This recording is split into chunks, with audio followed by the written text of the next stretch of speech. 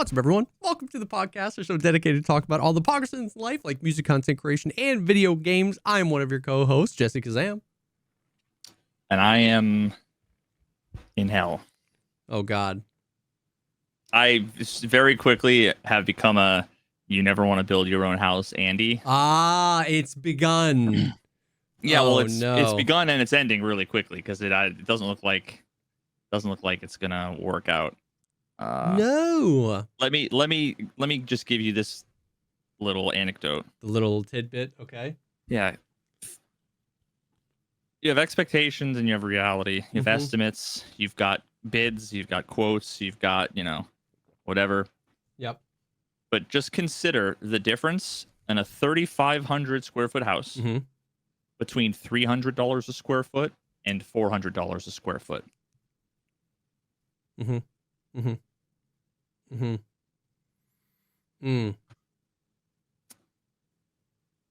a lot of money. That's a lot of money. That's no bueno. Yeah, it's a kick in the fucking taint. So is that basically like there was the estimate and then like the real estimate came in? Like just like an updated estimate with worse?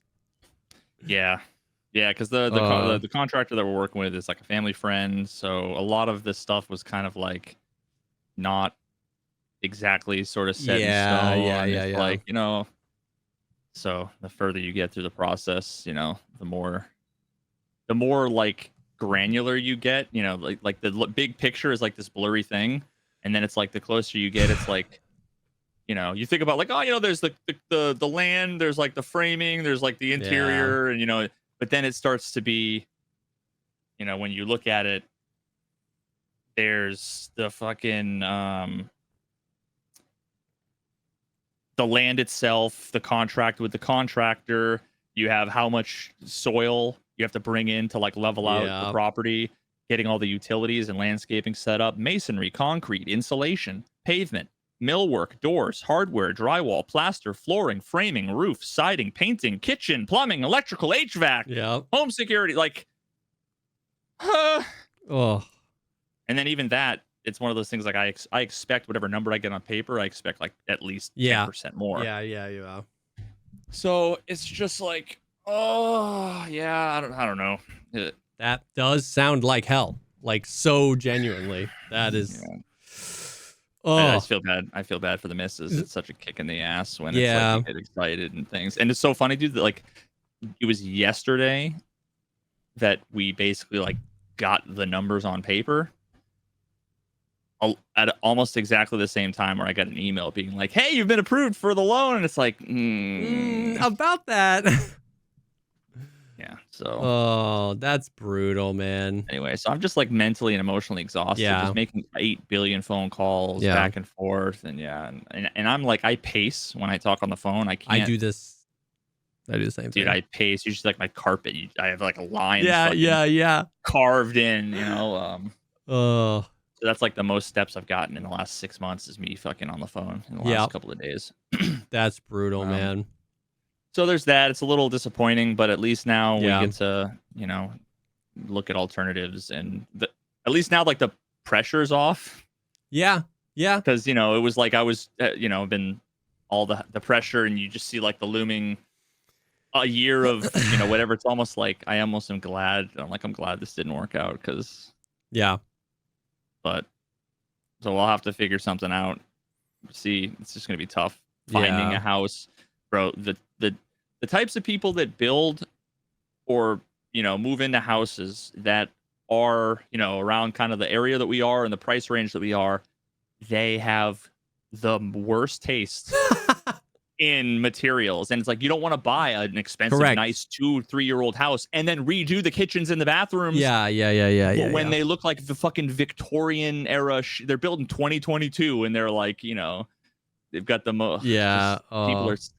Green kitchens and purple bathrooms, and it's like fucking. That is crazy, almighty. Especially if you're like, okay, we were gonna build, we're not gonna build, we want to buy the forever home. Yeah, you don't want to step into something that you have to then spend 18 months, 2 years renovating this, renovating that. It's like,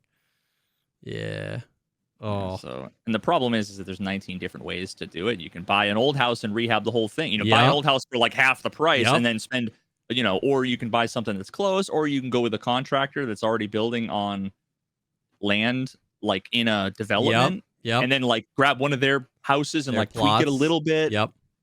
Or, you know, now it's like, do we revisit the plans, get them, you know, move some square footage around, get rid of some square footage here, you know?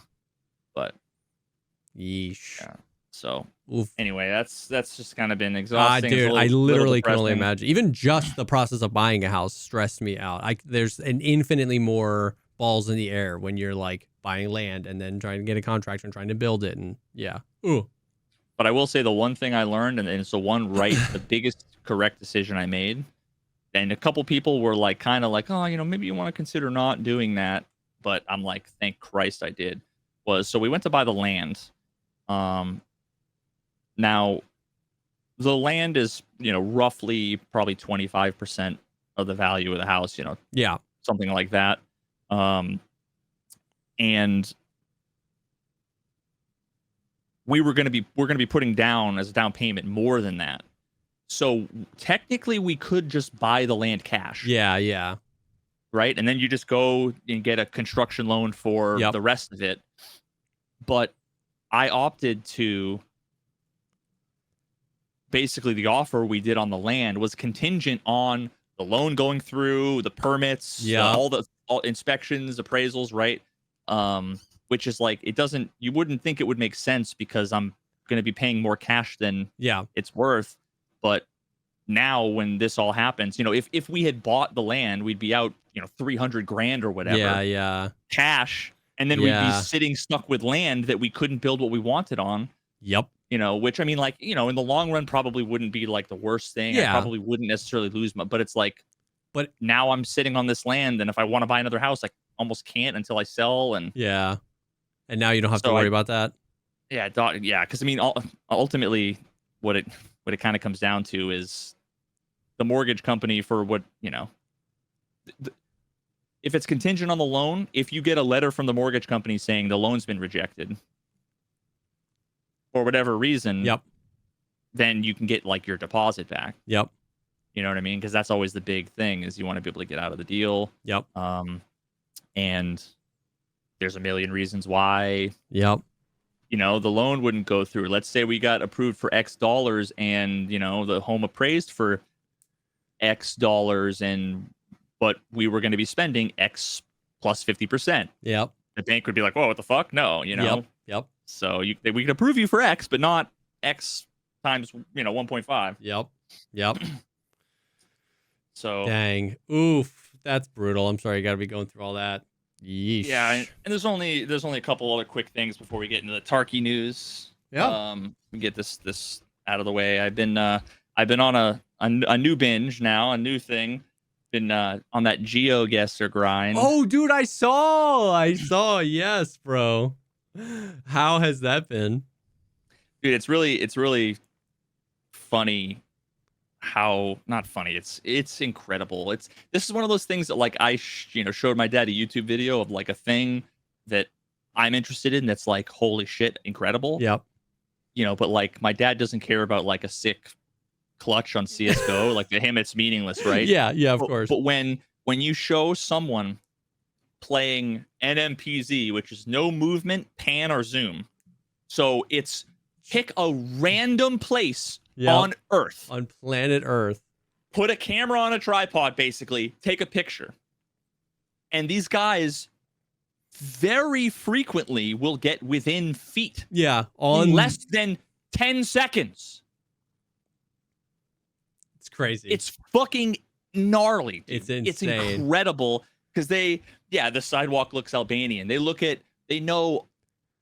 know what cars, there's like a crazy meta. They know what the Google cars look like in every country. They know, you know, what the curbs are. They know the dirt, the trees. They're all fucking like tree, experts, the lampposts, all of that stuff. So what I've been doing personally, because like I'm terrible with geography, I will fully admit, you know, like I'm a reasonably intelligent guy. I could not tell you what state I live in. Okay. Like, I am so bad. Like, a lot of things I end up getting right after a bit, but like when I see the fucking like Leaning Tower of Pisa, what country is it in? Quick. Italy? Okay. Now, see. All right, you big shot.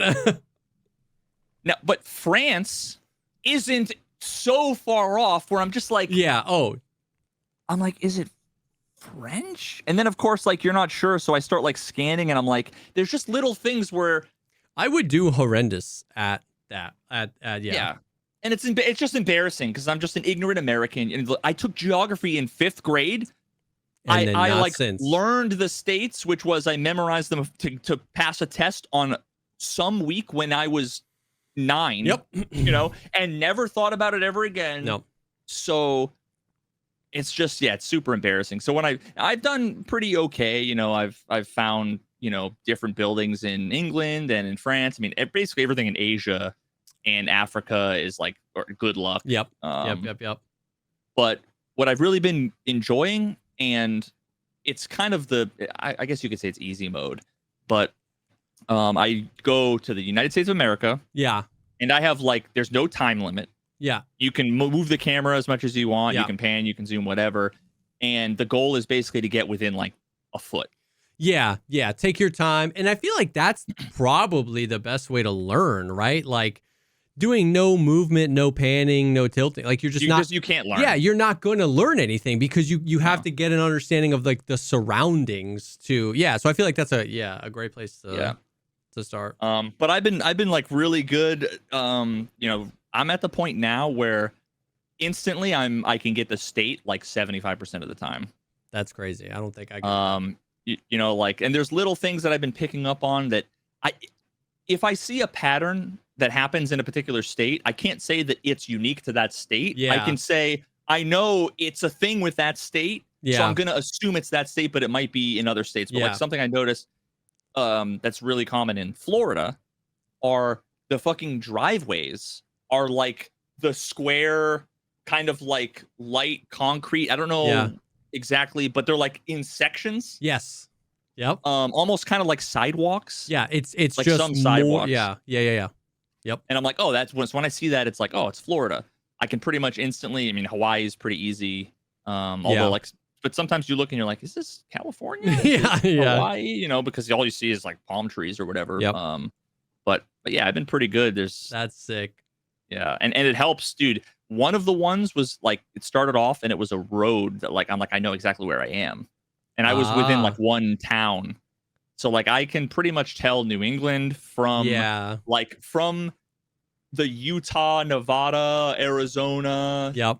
From California, Texas. I think Texas has, or at least Dallas has something called the Dart, which I think might be like the name of their like Dallas area rapid transit. Yeah. So you see like buses or signs, usually the buses, you see Dart and it's like Dallas. I know. I'm going to be in Dallas actually in a couple weeks, but I've never been. But just little things like that. So anyway, that's been really fun. I've been playing a bunch of GeoGuessr. It's chill, it's fun, and I've been watching a lot of people. The main guy to watch his name is Rainbolt. Rainbolt. Yeah. I really like watching him, and bro, he makes good content. that type of like GeoGuessr transcends GeoGuessr because it's such a like every human on planet Earth can relate to, like you said, how crazy it is to be able to do that. And so, dude, I've never played GeoGuessr in my life. I couldn't tell you one other GeoGuessr player ever. And I've seen in some total, maybe like 2 or 3 hours worth of Rainbolt content. Like I've seen so many shorts and videos, and like he's insane. He is crazy with it. Yeah, it's wild. Like, and they play no move, pan, zoom, nothing, 5 or 10 seconds, and they'll get within feet, if not miles. Like, which is just incredible. Like they know, like, oh, I know this road. On the earth, in Yugoslavia, fucking. I've seen clips of him doing the picture only pops up for 1 second. It's upside down and black and white. Yeah, and he still gets like within a couple miles, and you're like, I'm the one.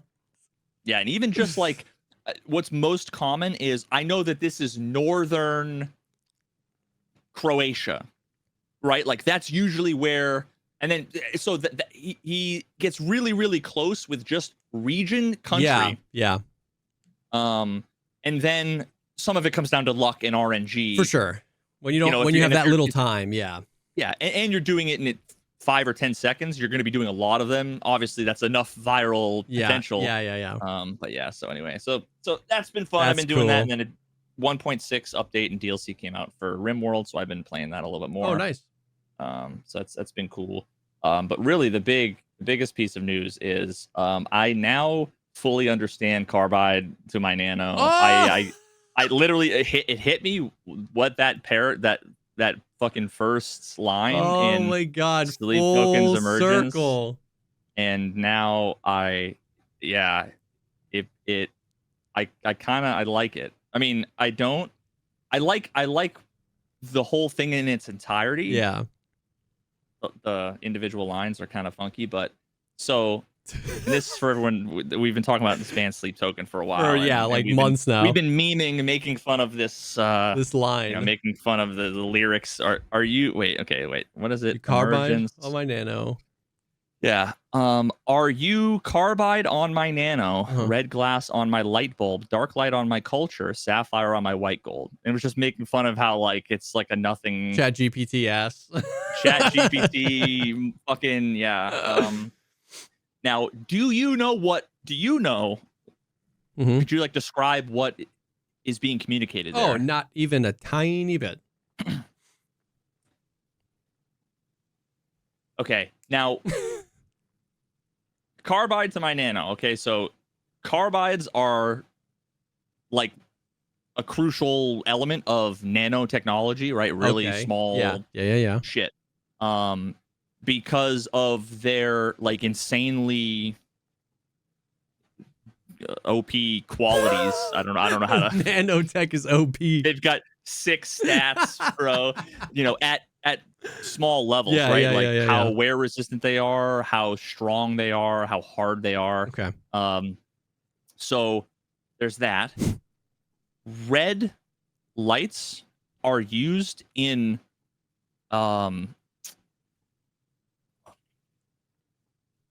what's the name of it? Whatever like flower plant grow. I don't know if this is photosynthesis. I don't know if that's technically horticulture, but whatever. Okay. It's used there. And then what sapphire and white gold are. Yep. Now, do you know dark light on my culture? Is that like a bacteria thing? So I never thought about it like a bacterial culture. I thought about it like my like the way the culture. Yeah, like my culture, our culture, whatever. Yeah. So really what he's saying is, are you the reason why I am what I am?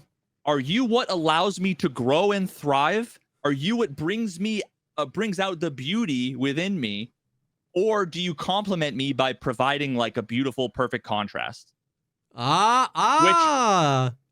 is like it's still the most ChatGPT ass way to say that. But at least now we know it was supposed to mean something. Now I at least know what the fucking ChatGPT ass stuff means. Yeah. And I can appreciate the message. Yeah. Even if it's like, okay, bro, chill. At least there was intention behind it and not like woke up in a fever dream and just started like typing. And it wasn't until I just thought like culture, like, oh, culture. Oh. Because you just think about like, when you have a bacterial culture, a lot of times when you shine ultraviolet light, UV light on it, a lot of times it'll be like bioluminescent basically, or fluorescent. So it like shows a hidden, it's not just used for finding sperm stains in a hotel comforter. You know what I mean? It's the classic. It's either blood, urine, or semen. Yeah. So damn. And apparently red light is used to like grow plants. I did not know that. And I didn't know that red light was actually used in like sleep relaxation. I would have thought the opposite. I've heard that. Yeah, it is weird because red is almost always associated with bad. Yeah. Like we get bad dreams, but I have not relaxing. Yeah. That's so great. That's so I can't believe it, full circle. Especially since that was like the first single off the app. We've been memeing on Carbide on my Nano for like. And I talked so much shit. I hated it. I tweeted like I'm disappointed, all this stuff, and now basically almost every single criticism I've completely U-turned on, thrown to the wayside. Bro, that's so funny. That's so good. Listen, sometimes we're wrong. Sometimes we're wrong, bro. Sometimes we're wrong. Or sometimes we're just not ready to.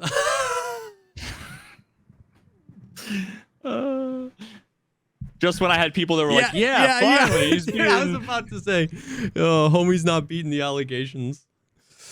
Oh my God. That's funny. That's funny stuff, man.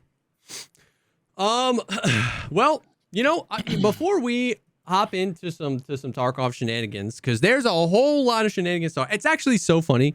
Not really. Like the amount of people I've had people be like, this episode of the podcast is gonna be so spicy. I mean, I don't think it really is. It's just gonna be like blah, and you're gonna be like, yeah. And then, I mean, we can read Twitter if you want. True. I've been avoiding that like the plague. But before we hop into that, I do want to take a second to thank the first sponsor of this episode, and that is MANDO. MANDO is an all-you-need, anywhere deodorant, anywhere, full-body deodorant, and it's actually been phenomenal, man. I made the switch fully as well, and it's so good. I smell so much better, so much longer, like genuinely into the next day. I'm addicted to shower, so I take a shower every day regardless. But I could not if I didn't want to, whereas I normally be stanky the next day. It's the scents smell so good, and it's got literally like any type of deodorant you want. They've got the aerosol deodorant. They've got it's like a cream so that you can put kind of anywhere you want. You can get in the grundle. You can get anywhere. They got the stick deodorant. They got wipes. They got literally everything. They're all scented phenomenally. Mando has been like game changing. Yeah, bro. The earth is on fire, like 90 something degrees every goddamn day, even up here in New England. Dude. It's like I would be sweating so much. Dude, the funniest thing, I should have not worn this shirt, and I should have worn another shirt just so I could show. So I haven't actually had this t-shirt. It's one of those ones that's been like folded in the way back of one of my drawers, and I haven't worn it in like 6 months or however long, since before I used Mando. Yeah. Dude, I took the shirt out, and when I went to go put it on, it was, you probably can't even see, it was like white. Oh, yeah. It was just caked on from the aluminum in the deodorant from the other deodorants that I used to use. Yeah. The best part, honestly, other than how it actually works as a deodorant, is that it doesn't destroy my shirts when I put it in the wash because they're aluminum free. And yet usually aluminum free means it's not going to be an antiperspirant. Yeah.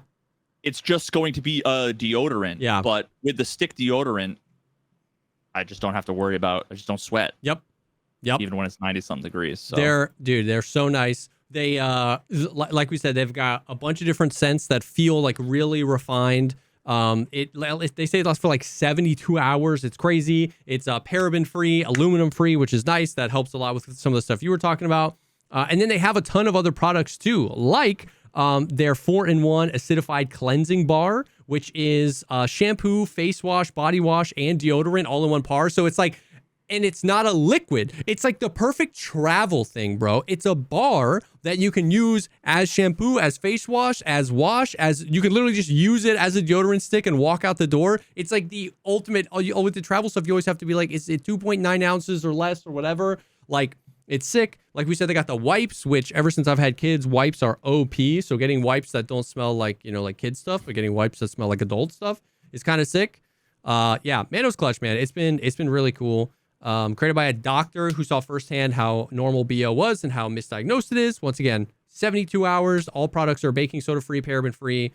Smells great. Mando's starter pack is perfect for new customers. It comes with the solid stick deodorant, the cream tube deodorant, 2 free products of your choice like the mini body wash or deodorant wipes, and free shipping. As a special offer for our listeners, customers can get 20% off site-wide with our exclusive code. Use code POGCAST at shopmando.com for 20% off site-wide and free shipping. shopmando.com. Use code POGCAST. Please support our show and tell them we sent you. Mando's got you covered. Protect your pits and smell great doing it. Thank you, Mando, for sponsoring this episode. All right. Okay. Well, let's talk about Tarkov. The hardcore wipe is upon us. I think it was merely last week that we were talking about because we did the podcast a little early last week. So it's been like more than 7 days. It's been like 10 days since we did the podcast. Okay. So they announced like hardcore wipe. I mean, this has all happened very fast. They announced hardcore wipe. They started doling out what the hardcore wipe was going to look like. And then it was on Monday or Tuesday. They were like, hardcore wipe tomorrow. It came way faster than I thought it was going to happen. We got no pre-wipe events. Like there was a 100% boss spawn event, I guess, but I don't even know if that was like a pre-wipe event because they had been doing a 100% boss every week for like 6 weeks. They had rotated through all the bosses. And so then they did all bosses 100%, which just felt like a natural extension of that. There was no like crazy events, no like, everything is cheap event, no all scavs are raiders. Like it was really against the formula, which is why we were all like, yeah, we probably got a couple more weeks. And then they were just like, boom, game is going down tomorrow. So kind of crazy. And then we got it and it was really confusing information because in the classic way, like if you didn't have Twitter and you didn't see some of those tweets, you would have no idea. The patch notes were very minimal. The patch notes were basically like, we're doing a hardcore wipe. We added new prestige levels. There's a new quest to get the AK-50. Good luck. They did not, in the patch notes, they did not mention any of the hardcore changes. They just said like, we rebalanced the game to make it hardcore. And then the most like probably the biggest change that was made was not in those graphics, nor was it in the patch notes. But when the game was down, Nikita basically tweeted, oh yeah, we're also going to take the quests away. Like there will be no quests in the hardcore wipe for some time. We didn't know if that meant like a couple hours, a couple days, a couple weeks. There'll be no quests for some time.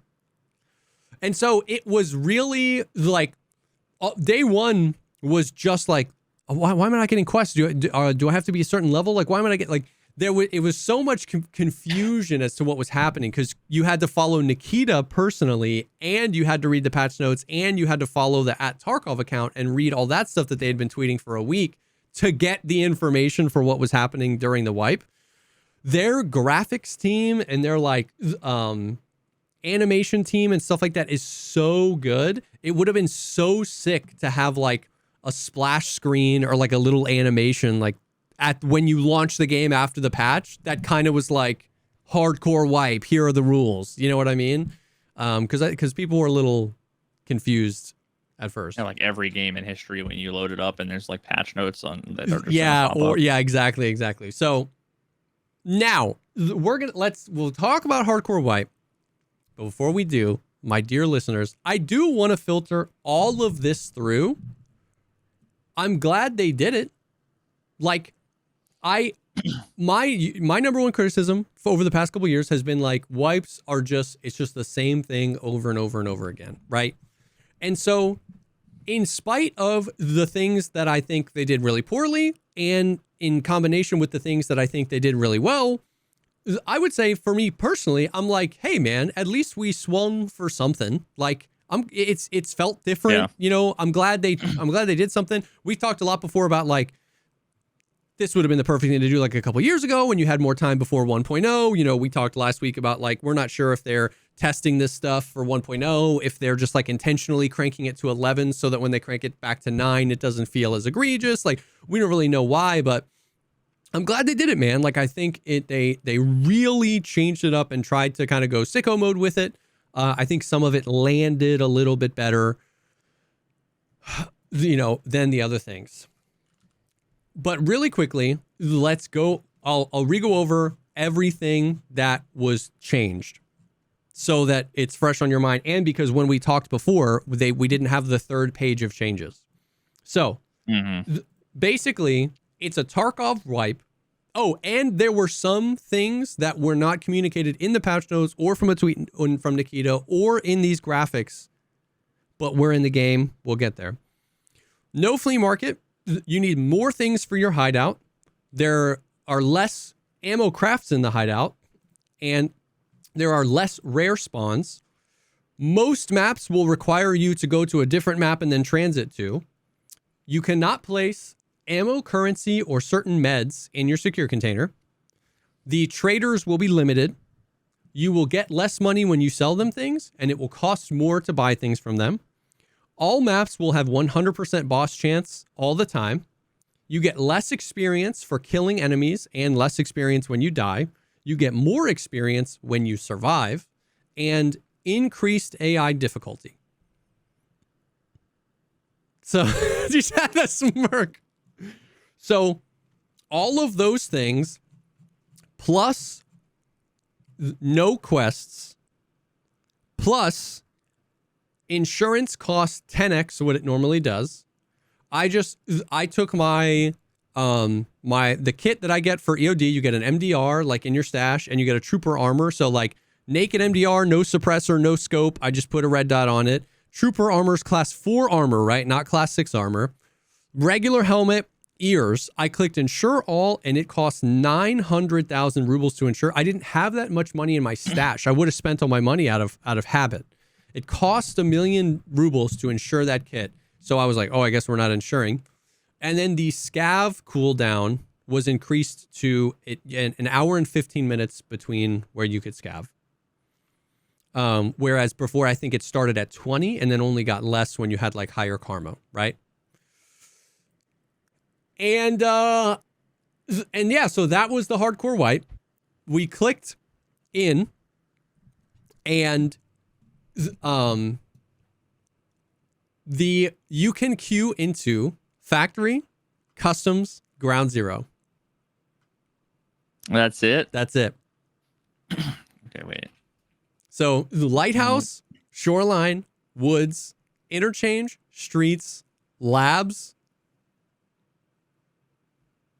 you can't get to without transiting. 6 maps you cannot get to without transiting. 3 maps you can play. And Lighthouse requires 2 transits. Lighthouse requires you to go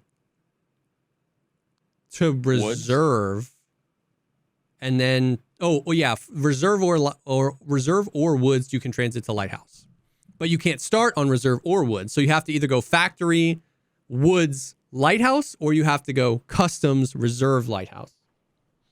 But Lighthouse requires also 2 transits.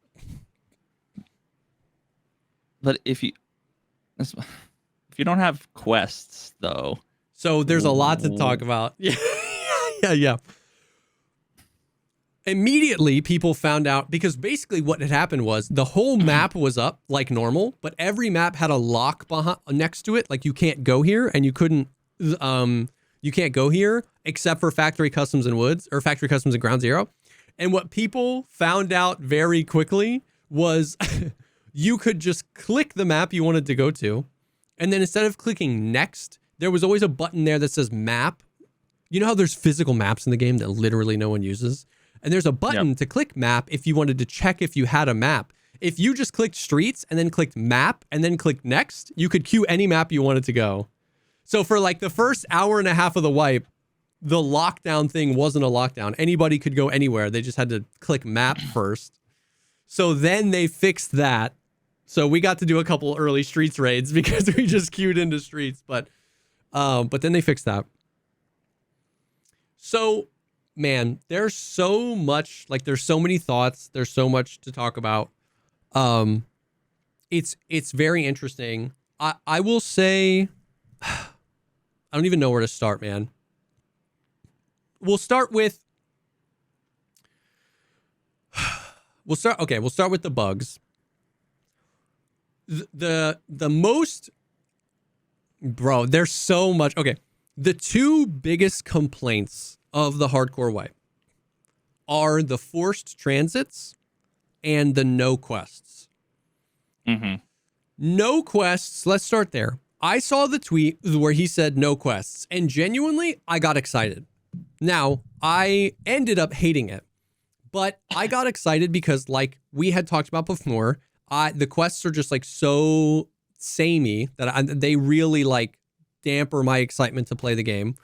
And I had said before that I was like, man, I want like early wipe fights, but I don't want to like, I just want like the early wipe fights, the gunfights and the, you know, the low tier gear and the low tier ammo. And I want that feeling without the stress of having to do quests.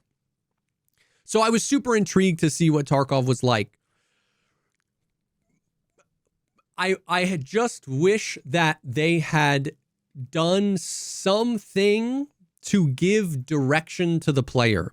Like they could have done no quests and then added like an event that like rewarded you with things if you did this thing. And that would have been like a fresh new purpose.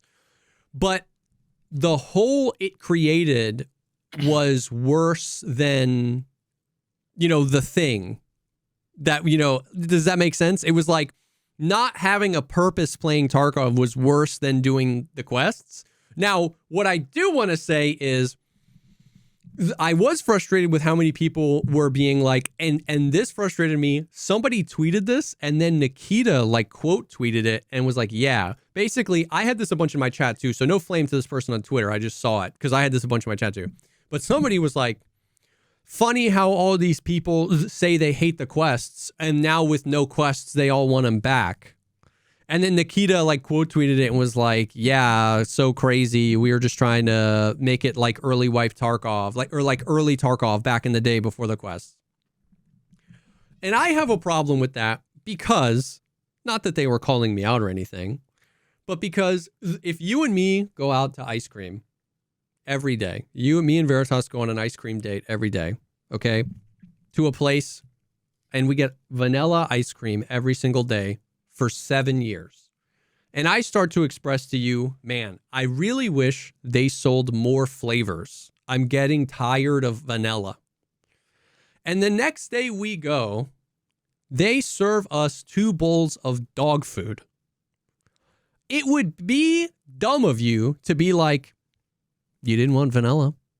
It's, yeah, you wanted a different flavor ice cream. You would be a maniac. Because I didn't say I want dog food. I said I'm getting tired of vanilla. So does that make sense? So it was like, I didn't say they should Control A, delete the quests from the game. I had said many times before that I would have just loved to see them in a different order or them changing the things, or imagine the pocket watch was in a different place this time and we all had to figure it out again. Like, or they just changed, like, even just changing the order of the quest changes the order you need the items. And that would have kind of tickled your brain a little bit to be like, oh no, I need to do this now. Like, so, or like we had said, they could have done new quests or they could have done some event. But the number one from day one was, what do you want to do? What do you want to do? Where do you want to go? What do you want to do? We're like on streets. We're like, luckily you have like 20-minute queue to yeah. to talk about it. We're like, where do you want to go? What do you want to do? Because at that point, we also weren't sure like when the quests were coming back. We weren't sure to what extent they were coming back. We weren't sure if they were changed. Do we need the same things we normally need? Do we not need them? So it was weird. That is another thing I'm glad they tried though, because like I said, I bitched about the quests a lot. I just think that, and this is going to be a theme that we're talking about, is they like heard a piece of feedback and I think missed what the real feedback was and then took like the surface level feedback, which is quests are lame. And so they like took away the quests, but you need some carrot at the end of the stick. You need some progression. You need like some reason to do things. All of the hideout things were like double the amount of things you need. So like you need more defuels, you need more of this, you need more of that. So there wasn't even like a really engaging like, oh, we'll just go find things for the hideout because like it was an overwhelming amount of things. And because there's no flea market, there's less of a drive to get the hideout because you're like, even if I get workbench level 1, I'm not going to be able to craft anything because I have to then go find all the things to craft. So day 1 was really like, what do you want to do? What do you guys want to scav or what? Yeah, like the quests always were a rough guiding, thing. If you like going out for drives, like it's nice to be like, oh, we're gonna go to the ice cream stand or we're gonna go down to the store or whatever. It's like, but when someone's like, we have nowhere to go, it's like, I guess I don't know if we can drive around, but like, yeah, exactly. Now there was some like really good feedback from that. Like somebody mentioned like something that they liked about the no quests was fights were happening like in really random places, like all over the place. I was gonna read that. That was one of the things that Nikita had retweeted from. There's a guy, Dark Star, who's a content creator that I've known for a long time. He's been in the Tarkov community for a while, and he said BSG single-handedly made every person who ever complained about doing the same tasks over and over wish for them. That's a masterclass. Yeah. And Nikita responded, or he retweeted and said, "That's crazy, yes, but the thing is that we just testing these old times when we didn't had quests and." I should not read it verbatim because it almost seems mean. Testing these old times when we didn't have quests and people just try to survive. Already saw many messages that fights are going on everywhere around different locations, just not just the same like POIs. Which is so true. True. But once again, but is that like the question is why? Not even why, but like, is that good? Yeah. You're like, oh, it's the same thing, but in a different place. Does that make it better? Does that make it fresh? Does that make it exciting? Correct. If the quests were in a different place or the quests were tweaked, correct, that would be way more significant correct, than you doing nothing in another place. Yes. Yeah. No, 100%. And that's what I was going to say is that like it was genuine. You were getting fights all over the place. The maps felt lively. It felt good because the way the quests have been designed and how unchanged the quests have been, they are extreme funnels into one location. We've talked before about like there could be 5 different predetermined sets of the first 30 quests. Where like sometimes you have to start on ground zero, sometimes you have to start on factory, sometimes you have to start on woods or whatever, and like basically what I'm trying to say is there are ways they could have just adjusted the quest mechanic such that not everyone playing the game, like ground zero is really rough day 1 because there's like 3 quests everybody has to do. And you can't get any other quests in the game until you do the ground zero quests. So the entire player base, sans just people who are like going to reserve early to get loot. The entire player base is going to the same spot. Everyone has to take the car extract on ground zero before they can get more tasks. Yeah. So the whole player base is fighting for the car. So I do understand the feedback where it's like, hey, when there were no quests, we were all kind of like fighting all over the place and that was fun. That is fun, but you can have both. It's like the lie would be that you have to choose one or the other. You can set up the quests in a way that not everyone in the entire player base has to go to one location in order to get anything else done, which is why the fights feel more random like 2 weeks into the wipe. Because by that point, the quests have branched so wide that like some people are still doing this early quest. Some people are doing this mid-game quest. And so then you kind of get fights everywhere. So and you can have both. Yeah, and if they were to keep this up now, what would happen is you'd realize that the quests aren't in all kinds of different places. They're just, rather than being in these 7 places, they're in these 7 places. Yeah. Always. Yeah. Because everybody is either going to dorms or they're going to the transit spot. Yeah. Yeah. So it just means that you're going to meet here and here Yeah. 90% of the time rather than here and here, Yeah. So they ended up bringing the quests back on day 2. They were like, hey, we heard your feedback. We're bringing the quests back on day 2, which once again, I hate the people that are like, I wish they would stand their ground. They tweeted, like they communicated from the very beginning that they were kind of throwing everything at the wall and that they were going to monitor, like it was in the patch notes. They're like, hey, like the point of this is we're going to like break it a bit all and then like monitor player feedback and go whatever. So like people were like, I wish they stuck to their guns. It was like, I mean, they kind of are just doing what they said they were going to do, which is like, I don't know. So they gave the quest back day 2. The other most hated feature of the wipe is the forced transits. And I hate it. I hate it less than I thought I was going to, but I still don't like it. But let that be known that like it isn't as horrendous as I thought it would be. Does a fucking like streets run or a shoreline run feel like a labs run? Kinda, yeah. Like it kind of does. Now, here's the thing, though. There were some pretty egregious transit-related bugs. So what happens is if you transit from ground zero to streets, which is the only way to get to streets in one transit, where the game wants to spawn you on streets is the point on streets of Tarkov that's geographically closest to ground zero. They kind of want that immersion of like you transited. Okay. So what happens when 4 teams transit? What do you think happened? Boiler 2017 customs boiler spawn. Yes. You spawn in and you go, oh shit. Oh fuck. Yes. Oh. Yes. You can spawn in and see an enemy team. See an enemy? See an enemy. You can see an enemy. And we all look the same because they released a new Hawaiian shirt and we all bought it. And so everyone's got a yellow Hawaiian shirt on. Everyone in the game, everyone that's in USEC. So you spawn in and everyone looks the same and everyone just starts shooting, bro. So, is that you? Is that you? Yeah. Is that you?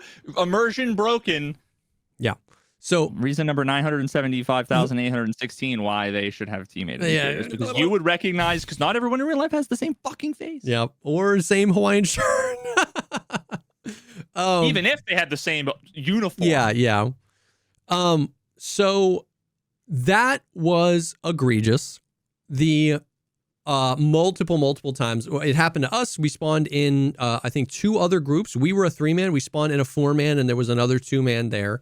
And we all just spawn and then like, everybody dies, and it's like, that's horrendous. There was also a very extensive crashing bug where you would not crash loading into your first raid, but crash when you were transiting from one to another. And if one person in your team crashes, it kicks the whole squad back to menu. Now, it basically counts it as a survive. So, like, if we went to ground zero, we killed a guy, I got some loot, I transited to streets, Ham crashed, we all end up back at the lobby, like, with the gear. Like, if we took anything out, it's still on us. We don't lose anything. Can you go to streets now? Or no, we have to go back to ground zero and then to streets. And it happened all day long where, like, one person in the squad crashes, it kicks the whole person out, and then you have to go back to the ground zero, and then you have to go back to streets. Oh, my God. I would fucking flip, dude. So it was like go to ground zero, transition to streets, somebody crashes, we're all back at the lobby. Go to ground zero, transition to streets, spawn in the sphincter of another enemy squad, we die or some of us die, the other person's win, they get out. Go to ground zero, transition to streets, finally get a streets raid, run into a team, 2 or 3 of us die. Insurance costs 1 billion rubles. So the other guy's like, yeah, I'll bring some of your stuff out. But then he's like leaving. So then we go to ground zero and then we go to streets. And it was kind of like exactly what I was, hoping wouldn't be the case. But the bugs were pretty bad. The spawning with other people, the crashing bugs were pretty bad, man. And the frustrating thing is that the transit system has been in the game for a year. They added, it was like 2 wipes ago, they added the marathon thing. And then last wipe, they had the Koravad thing. Being able to transit from one spot to another And these bugs have been in the game for a year. People crashing, people spawning. I have clips from 11 months ago of me spawning with other people on Shoreline. They've been in the game for a year. This is the hardcore wipe. This is your time to lock the shit in, because now you have to transit. And then the bugs happening and people are posting clips, and then Nikita's like tweeting like, oh, we're aware, we're investigating it. I'm like, why weren't you investigating it 6 months ago? Yeah, and guess what?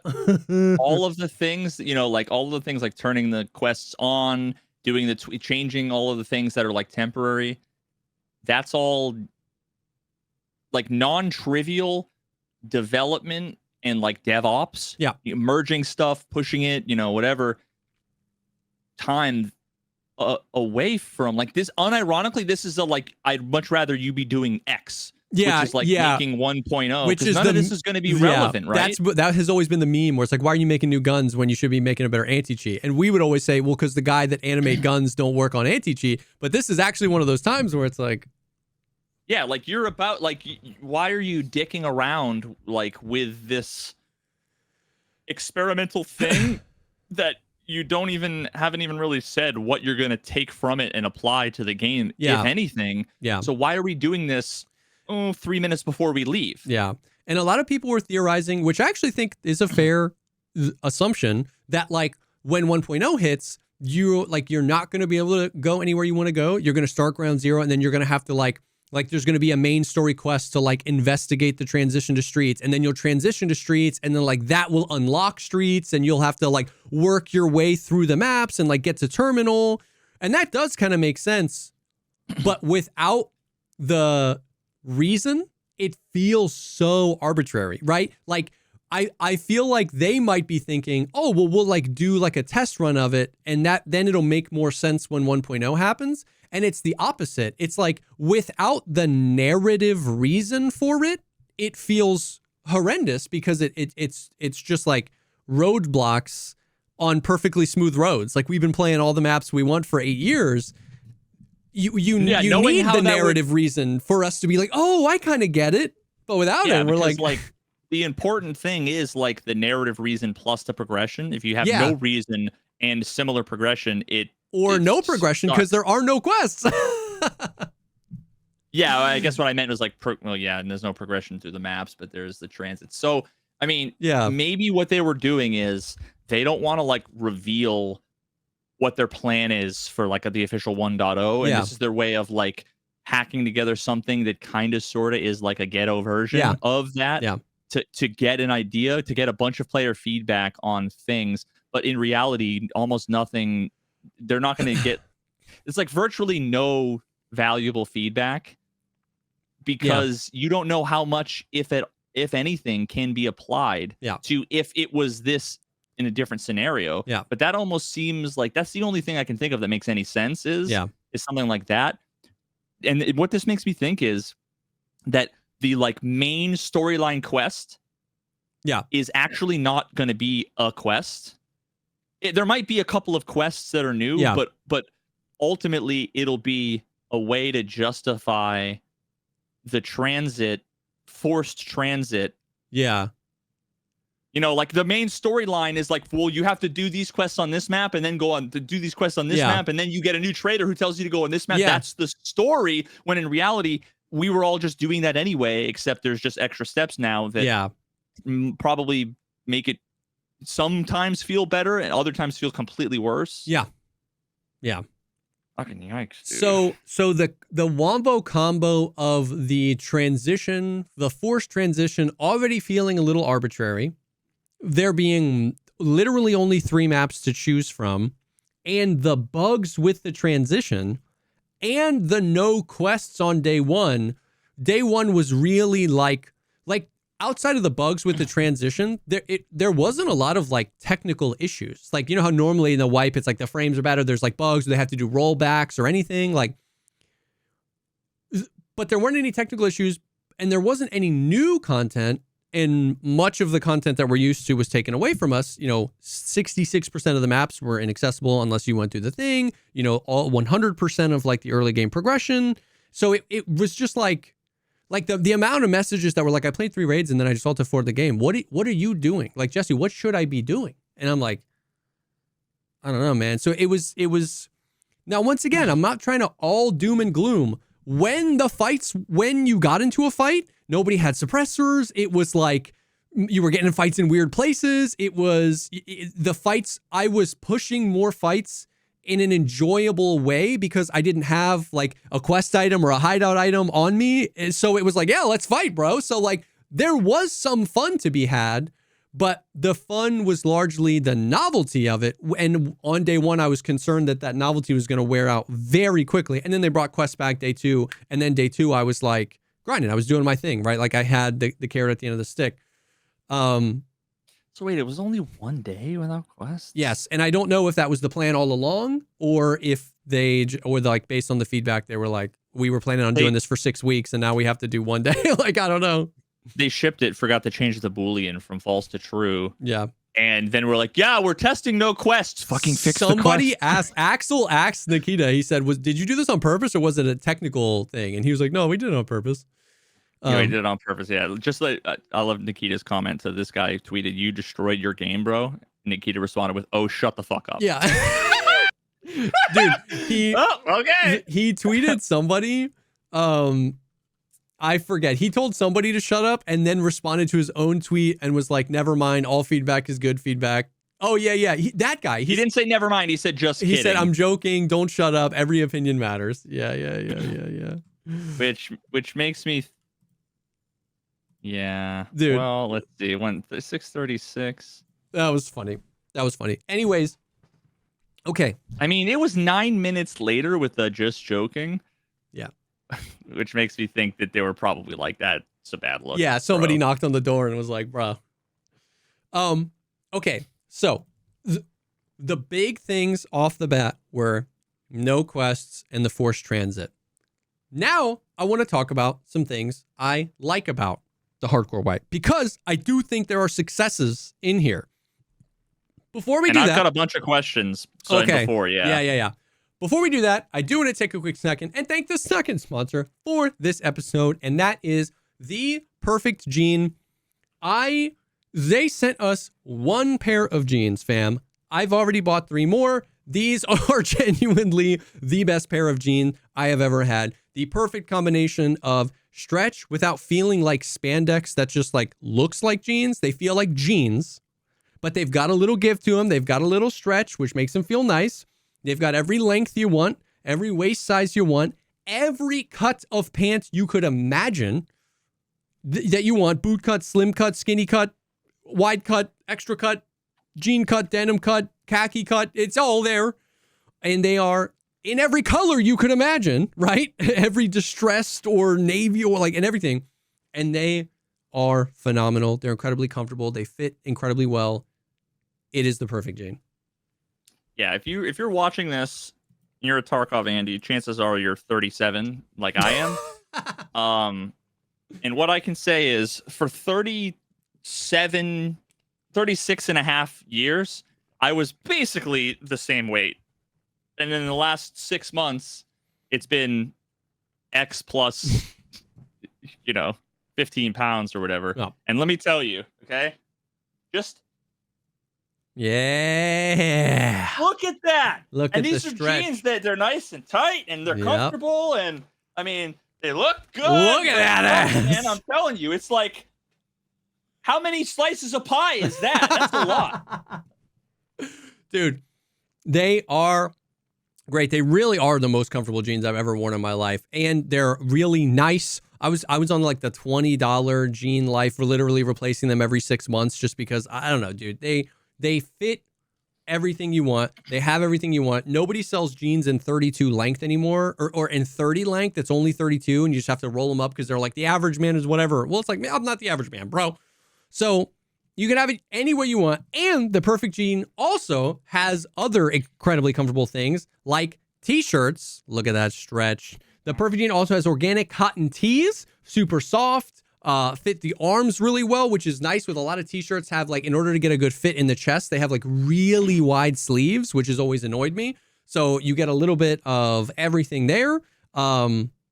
It's awesome. The Perfect Gene always has free shipping, free exchanges, free returns. You can have peace of mind knowing that your order is completely risk-free. It is finally time to stop crushing your balls in uncomfortable jeans by going to theperfectgene.nyc. Our listeners get 15% off your first order, plus free shipping, free returns, and free exchanges when you use code POGCAST15 at checkout. That is 15% off your new customers at theperfectgene.nyc with promo code POGCAST15. After you purchase, they'll ask where you heard about them. Please support our show and let them know we sent you. Get rid of your khakis and get in the Perfect Gene. Thank you, The Perfect Gene, for sponsoring this episode. I could sleep in these, dude, unironically. Yeah, for sure. Okay, so do you have questions before we move on to talk about some of the other stuff? I do. Okay. So what I want to know is, first of all, was there a difference in queue time between map number 1 and map number 2? Oh, good question. And no, not really. And their queuing system is broken, bro. Okay. It's broken. Well, hold on. No difference except that queue times for PMCs have been exponentially faster this wipe. Okay. Yes. So that's a good caveat before you went, because like a normal queue time, like JesseKazam, like you can look it up because the wipe's only 3 days ago. 5 days ago, I would play Streets at 2 p.m. on a, Friday or a Thursday. It's a weekday, right? And it would take me 14 minutes from go to spawn, right? Yeah. A customs would take you 6 minutes. A lighthouse might take you 9 minutes. It was somewhere between whatever. This wipe day, and everyone forced to only play 3 maps, right? Like no distribution of players largely. We're like from click to raid popping up is like 2 minutes. Sometimes max. Like factory raids I'm in like 90 seconds. And that's matching, loading loot, waiting for players, caching, like all the things.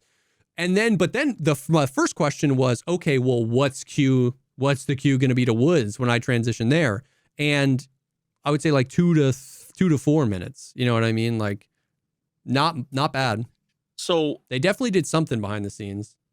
Now, I don't know if maybe this is something you can answer from previous wipes or what, but when you queue into Woods and you spawn in and you hit O, is it like 39 minutes and 59 seconds or whatever? Like it just started? Yes. Yeah. It's like, 50. Like when you spawn in these days, the O thing already happens. Like you spawn in and it shows you your extractions. So the time is, I think it's so the time is there, and it's, it'll by the time you see it, it's like 39:59 and then it starts ticking down. But what you're saying is the transit also determines the spawn. If every single person who's coming into Woods, why aren't there 25 people spawning into Woods at every time instantly? So like, why isn't it completely broken like boilers? That's what I don't know is it has a threshold. It was like they tried to solve the problem where it kicks you to another spawn, but something was funky with it, and it would let 4 people spawn there and then kick everybody else to another spawn, like 4 teams, and then kick any other team to another spawn. So it was weird. Yeah, I don't get it. I don't get it. It probably like combined, like there's probably can you have a squad of 6 or just 5? No, 5. 5 is max on PMC. Yeah, so it's probably like, oh, we've got a squad of 2, we've got a solo, and we've got a squad of 3. That we can fit them all here. Maybe. Which like, and of course you/they could justify it by saying, oh well, sometimes you are going to show up in the Humvee but at the same time as the other guys. Somebody jokingly that was like, none of us wanted to fight each other on the bus ride over here, but as soon as we got out of that car, it's like, I was like, yeah. you fucking shared the Uber. And exactly. Oh my god, the Uber. Yeah. Fucking, oh my god, I can't remember any of the editions of this game. Uber EOD, Uber Edge, Uber Unheard. Oh, Uber Dark. Uber edging. That's a different YouTube channel. Uber edging, dude. I will say that this wipe, I have had the fastest queue time I've ever had in the entire. If you scav Night Factory, like from the minute you press go, the timer starts counting up, regardless of what it's saying. Sometimes it'll be like matching, loading loot, waiting for, but the timer is begun. From the second you clicked go, I've been walking around a factory raid on my night scav before it hits 40 seconds. Yeah, I mean that's similar to like, I remember I used to hate waiting for like reserve spawn, like, and I didn't do scav runs a ton. Yeah. I always just ended up doing factory scav because you hit factory and it was like 15 seconds in, all of a sudden you just spawn in. It's crazy how fast you can get it. Now, every other, like scavving customs is a nightmare because, okay, so only ground zero, factory, and streets, or sorry, ground zero, factory, and customs, you can't scav ground zero, which I don't mind because ground zero is just the newbie map. Yeah, right? bro, Like, it would just be a mess. But that means everyone in the entire game is scavving customs because nobody wants to scav factory. Now, a lot of people are scavving factory, but it's just, so right now, if you're trying to scav customs, it's like a 40-minute queue because everyone's doing it. So if you just go night factory and then transit to woods, that's what we're doing. Night factory, and then we just run straight to the woods transit to woods. And you can be in as a scav? Mm-hmm. Yeah, you can transit as a so scav. You can transit as a scav. It's actually real, dude. You can like, Can you go to labs as a scav? No, you can't. Even if you have a labs card on you, it won't let you into labs. But it's actually kind of cool, like scavving and transiting around to different maps. Interesting. Although, like, it's what. Okay, another one of the questions I have is that I feel as if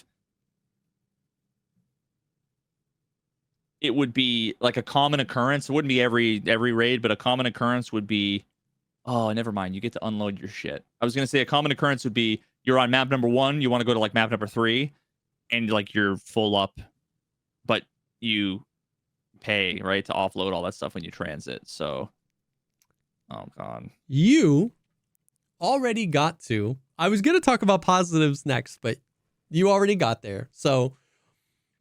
Yikes. You haven't played Tarkov in 2 years. I've been saying that for like 3 years. Yeah. Probably longer. You haven't played Tarkov in 5 years. And with basically zero extra critical thinking, you identified a potential really cool synergy between systems you've never interacted with in Tarkov because you've never played when the transit was there. But you know that you have to pay to offload gear. And so you're like, you just now were like, oh, that wouldn't be that big of a deal because you can pay to offload your gear. That's pretty cool, right? You can't put money in your secure container. So nobody's bringing money because it costs a shit ton of money. Car extracts went from 5,000 rubles to 40,000 rubles. Paying for the BTR is very expensive. Paying to offload your gear at the BTR is very expensive. Offloading your gear at the transit can be pretty expensive, depending on what it is. So the meta is bring 200,000 rubles in your docs case, and then anything you want to do, you can do, right? Like that's been the meta for the past couple of years. But now everything's more expensive and you can't put money in your secure container. So who the fuck is going to bring 200,000 rubles in their pocket when like everyone's poor because you can't sell anything on the flea market? So that is a microcosm for my biggest issues with the hardcore is that it didn't feel like they were looking for those synergies where the hardcore component opened new challenging gameplay mechanics that rewarded you for overcoming those gameplay mechanics. If you wanted to just get to streets, so you spawned ground zero and you were met with adversity, there was a 3-man in front of you, and you fucked them up, man. You still need to go do your streets task. You have to transit to get to streets. And lucky you, there's a depot thing. Right now, what you're doing is just extracting from ground zero and then doing it again. Because now you're 70 kilos, you got a bunch of gear on you, you need it all because you're poor, and you don't have 90,000 rubles on you to depot it back to your stash. It would have been so sick, dude. And they could have just not changed it. They could have made it where the secure container, you can't put ammo in it, you can't put meds in it, but you can still put your money in it. Or they could have added the special slots. You know the 3 special slots next to your pockets now? You can put like your rangefinder in it, and you can put flares in them, and they don't. They could have said, hey, no money in the secure container, but now you can put a wallet in your special slot and keep a little bit of money on you. And so it's like, my biggest issue with the hardcore wipe is not this, right? It's not the money thing, but I think the money thing is a microcosm of the missed opportunity where like, you could have it's not even a missed opportunity.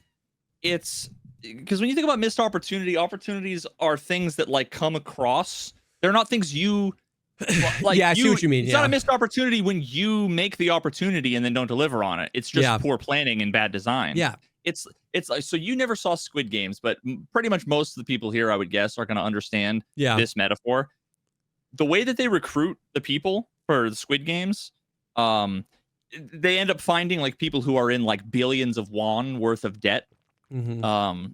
And they usually meet them somewhere. There's this one guy that meets them there, and basically they play this game called Dokji, which is like, they're like little folded up envelope kind of things. They look almost like flat kind of bean bags. I don't know. It's a funky game. There's a blue one and a red one. And basically you want to like throw it down. One is on the floor. You want to throw it down and like, bloop, and like flip it over. Gotcha. You want to flip the other one. Normally you just go like, and then, you know, whatever. Yeah. The way that the guy plays it is he says, if you can flip mine over, I'll give you what's effectively like $100. But if I flip yours over, I get to slap you in the face. So you have these people who are like, it's the ultimate commentary on like, you're willing to degrade your... What this is let's play Dokji. I slap you in the face. When I win, when you win, great job. I hope you feel good. Yeah. I'm just going to kick you in the dick. And we're all saying yes. Anything, and they're forgetting to give you the $100 when you win. Yeah. Like, there's a point to this shitty game. Exactly. And so I'm going to...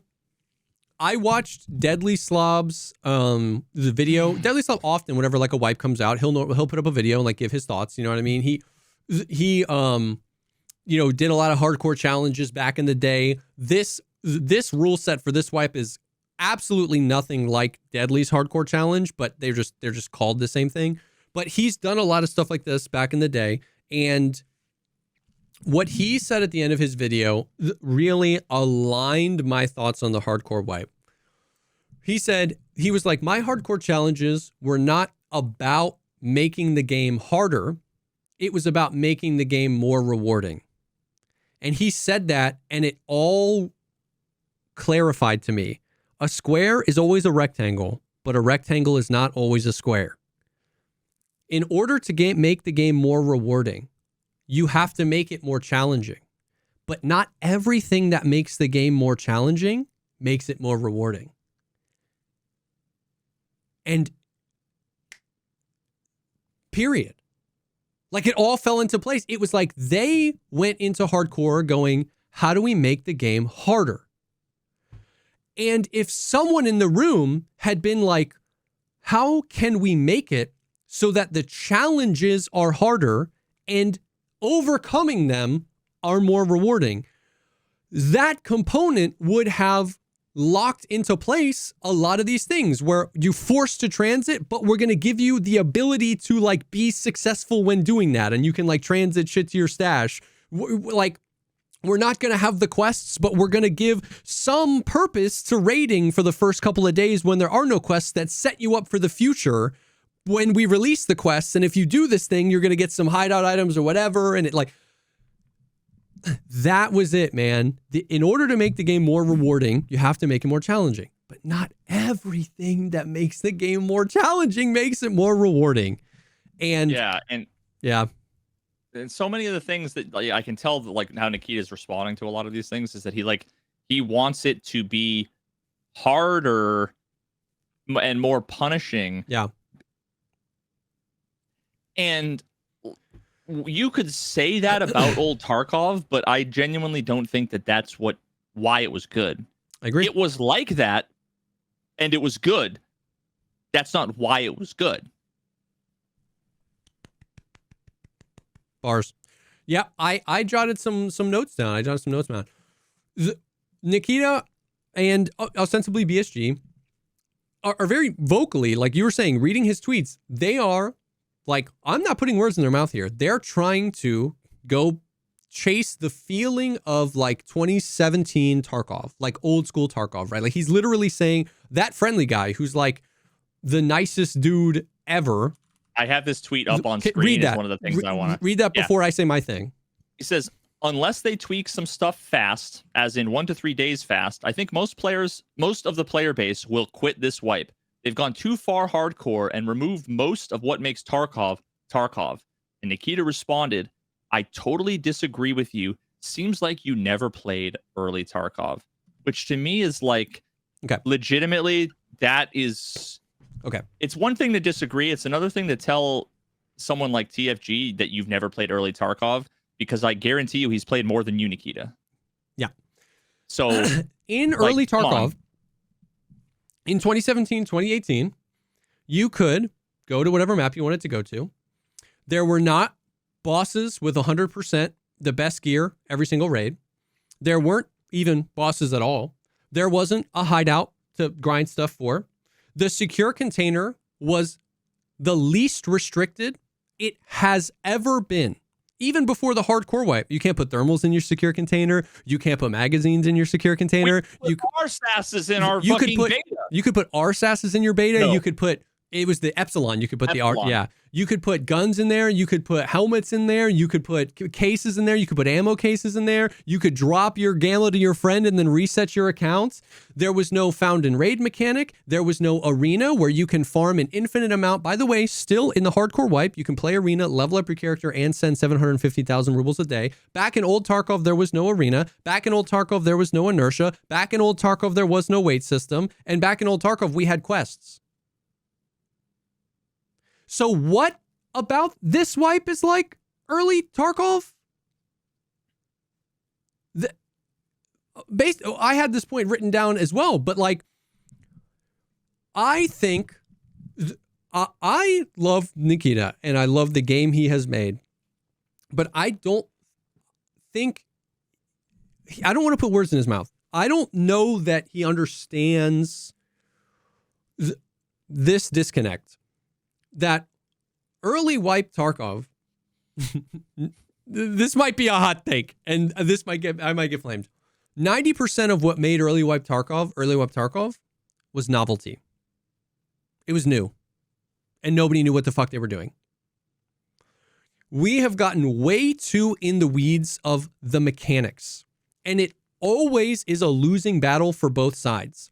Because people try to tell me all the time that Tarkov was so much harder back then because we didn't have the flea market. And I'm like, but I could put something in my secure container and then turn it into for a quest. I could drop whatever I wanted to my friend. There weren't RMT restrictions. I could there was no inertia. There was no weight system. I could carry 116 kilograms on my back and run full speed. And then they would say, yeah, but you couldn't buy this thing on the flea market and turn it in and this, that, and the other. And the thing is, we're both right. You'll never find the answer to why early Tarkov was good in the mechanics. Because for everything that was harder back then, it was also easier back then. And for everything that makes Tarkov easier now, there's something that makes Tarkov harder now. It wasn't about how hard it was. It was about 9 years of min-maxing a game. You can't get that back, bro. I can list you 5 websites right now that are encyclopedias for Escape from Tarkov, where every quest item is, where every item has ever been, the damage coefficient of the armor durability, damage penetration value of the ammo, and the underlying destructibility of the armor material in the soft armor that surrounds the plate armor. It's been figured out. And that's why Tarkov doesn't feel like it anymore. That and the quest, the progression has been largely unchanged. So that's been min-maxed the shit out of as well. You have people with 10,000 hours in the game that know how to abuse the mechanics. Not even abuse. Abuse is the wrong word. I take that back. That just know how to play to the strengths of the mechanics and the weaknesses of the netcode. You can't put that genie back in the bottle, especially if you're trying to do it exclusively through mechanics. Now, I think if they understood that, they could have made tweaks to this system where you get a little bit of that novelty back. Like, I think you can claim some of it back by changing things up in a way that makes sense. But if you don't understand, then it's just a never-ending battle of, well, this was harder, well, this was easier, well, this was harder, well, this was easier, well, this was harder, well, this was easier. And then we're here, and it doesn't feel like early web Tarkov. Like, parts of it does. I've seen some content creators that I love and respect tweet, like, this feels like early wipe Tarkov. And I get what they mean. When you say early wipe Tarkov, Sorry, are you talking about? I mean like early Tarkov. I keep saying early wipe Tarkov, but I mean early Tarkov. Yeah, okay. I've seen some content creators that are be like, this is the most fun I've had in Tarkov in a long time. It feels like 2016, 2017, 2018 Tarkov. And I get what they mean, because everyone's running around not doing quests. Like, nobody has, suppressors or whatever.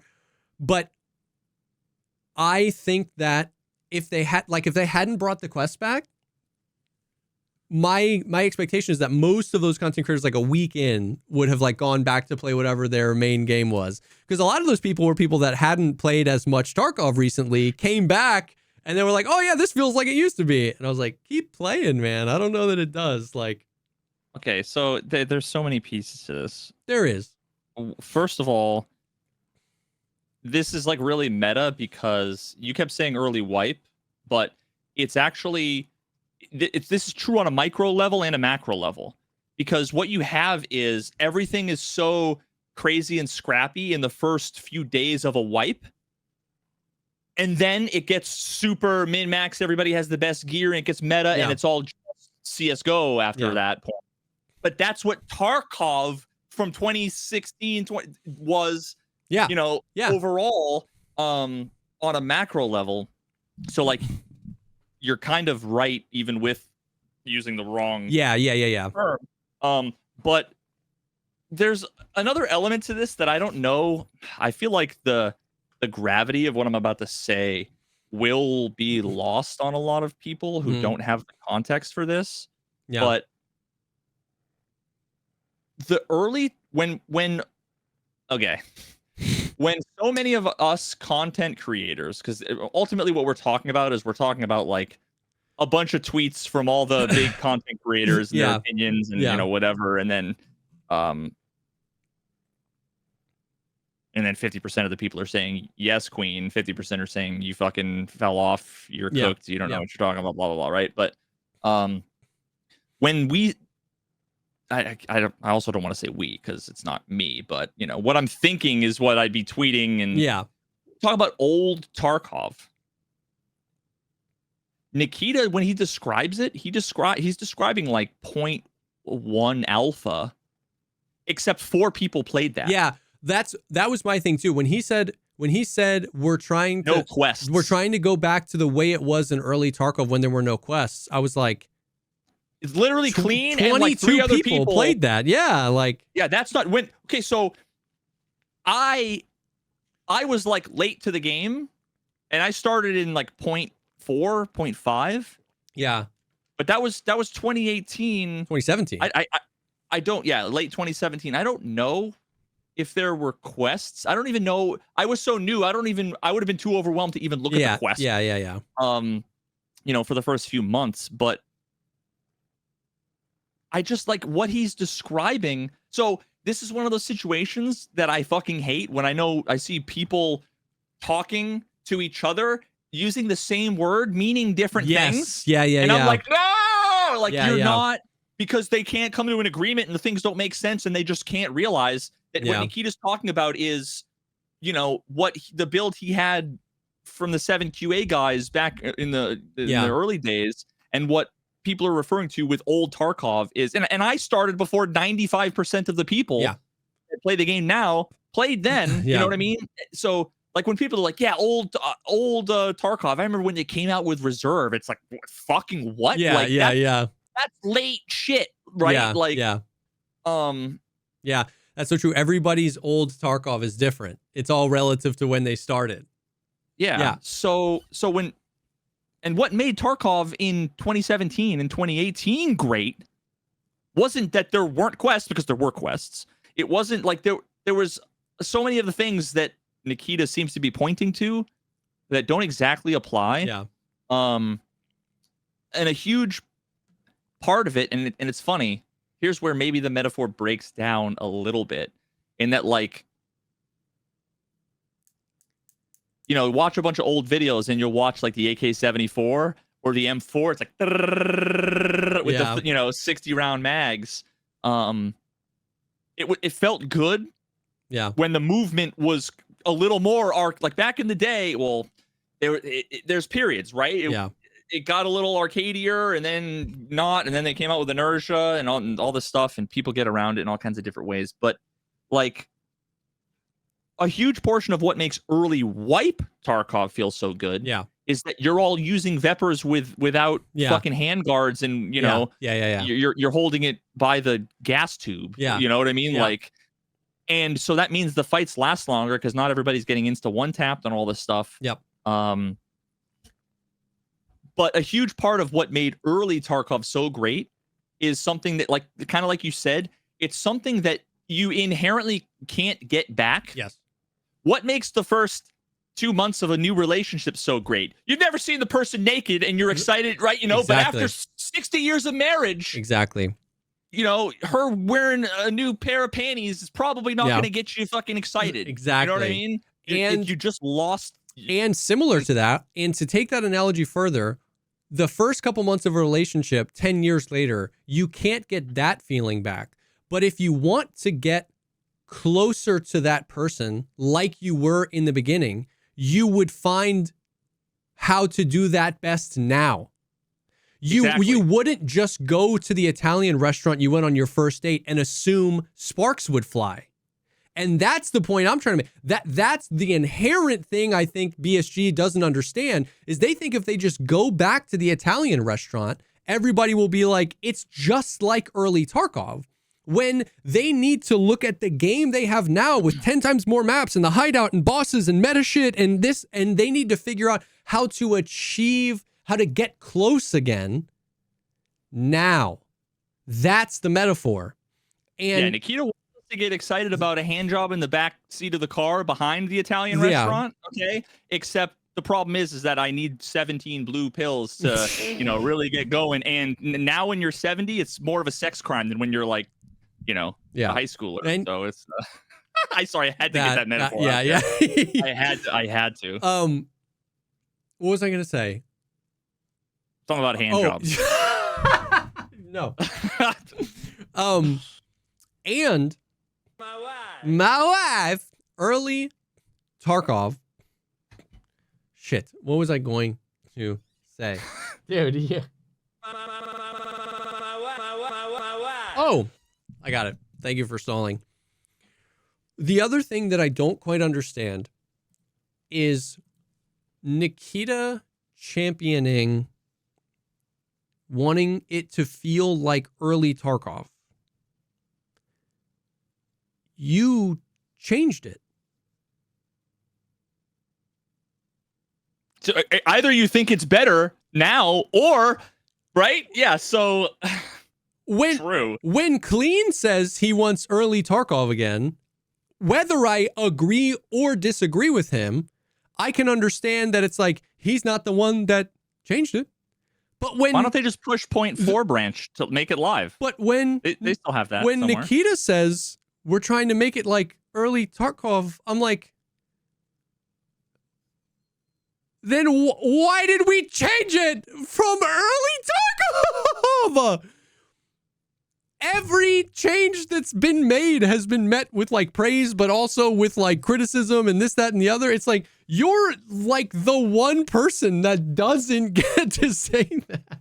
Like, you get to, like, if you're like, I'm not trying to put him in a box. If he's like, if he woke up in a cold sweat after, you know, being high on cocaine in Dubai and DJing 3 parties and not sleeping for 10 days, and he went, oh no, the game I've made, I don't like. Like, I don't like where we ended up.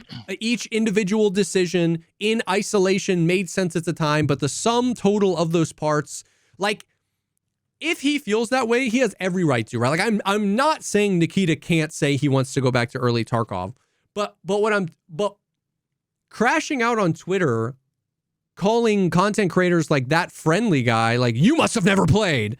That vibe is weird to me when it's like, you're the one that made these changes. Like, if you're like, hey, maybe we want to kind of get back to our roots, champion that. That's cool, man. Make changes, whether I love them or hate them. It's your game, man. Like, none of us have, we all want you to be happy with it at the end of the day. But like, just the way that he's doing it, it makes it feel like he was like chained along for all these things when you go back to the Tarkov TVs and he was championing the things that he's now being like, well, it's not early. So that I didn't get.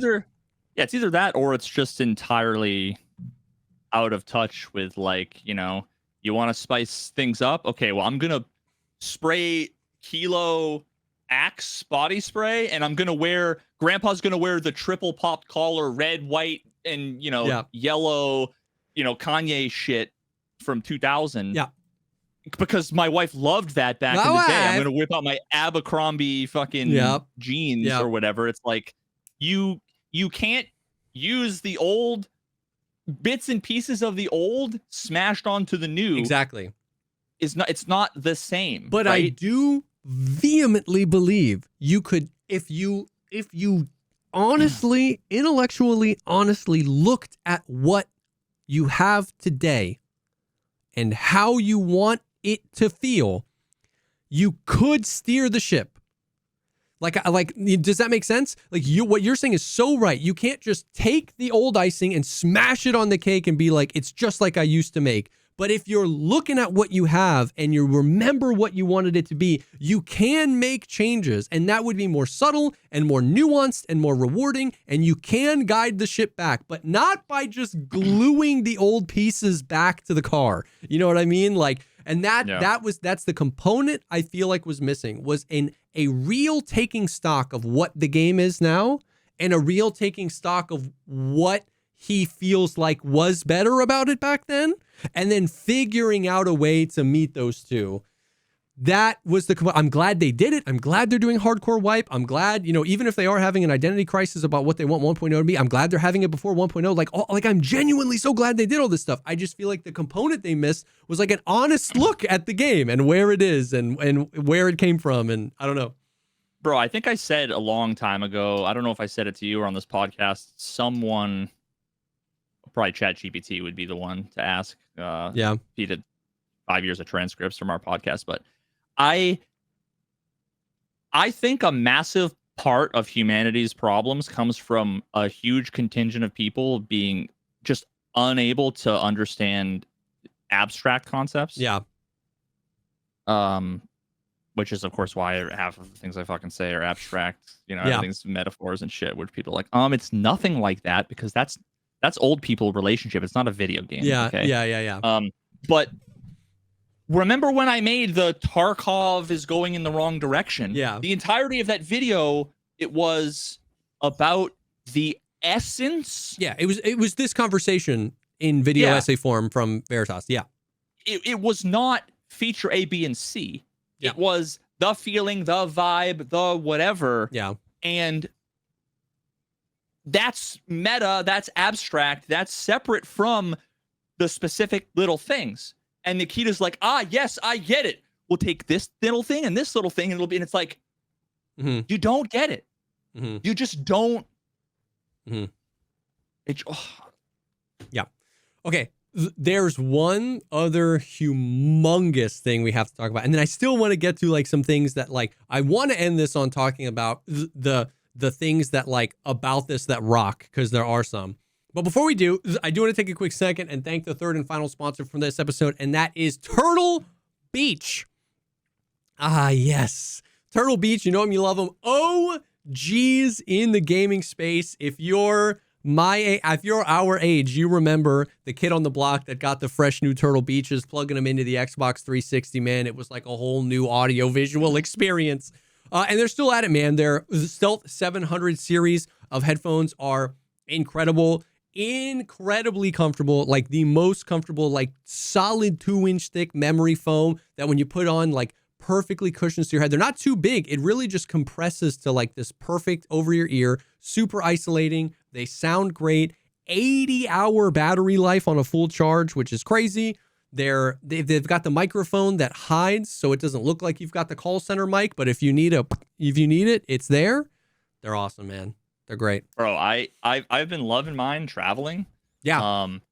The memory foam pads on the ears. When you sit on a window seat, oh yeah, you can actually lean against the wall like a pillow. It's like, oh man, it's way more comfortable than wearing like AirPods. Yeah. And the battery lasts way longer than those. Like I literally forgot to charge mine before we left. And normally if I like forget to charge AirPods, I panic on the trip because it's like, no, I'm not going to have them. Yeah. I forgot to charge them. And they lasted on the flight out there, a couple of nights in the hotel there, the flight back. And I still haven't charged them. And I was wearing them 2 nights ago. Yeah. They really are. They're sick. Fantastic. They're nice. The Stealth 700 has the industry's first ever cross-play dual wireless transmitter system. It's got 2 USBs. So if you got a PC and a console, 2 consoles, you can plug them in and then you can just swap between them without having to fiddle between moving the little like Bluetooth receiver. And Turtle Beach doesn't just have headsets. They have pretty much every accessory, flight and sim, racing stuff, controllers, keyboards, mice. They've got a little bit of everything. So you can head to turtlebeach.com and use code POGCAST for 10% off your entire order. That's 10% off your order at turtlebeach.com with promo code POGCAST. After you purchase, they'll ask you where you heard about them. Please support our show and tell them we sent you. Get the ultimate immersive gaming experience with Turtle Beach today. Thank you to Turtle Beach for sponsoring this episode. Okay. So, meta conversation aside about, what is Tarkov and, what was early Tarkov and what was late Tarkov, you set that aside. You set aside some of the weird stuff that happened the wipe with like the bugs with the transit. Set aside the weird decision to do no quests. What you have left is no flea market, more requirements out of the hideout. You can't put ammo or meds in your secure container, so you're risking it all. Something else that they didn't like advertise, but so, everyone's level 1 traders. Level 2 traders, you know how it always says how much loyalty rep you need, how much money you have to have spent, and then what level you need to be to like get level 2 trader. All the level 2 traders require you to be level 80, which max level is 79. So basically what they're doing is that's a weird roundabout way of just hard capping everyone at level 1 traders for a while. And they're going to open up level 2 traders and level 3 traders and stuff like that. And I think that's kind of sick.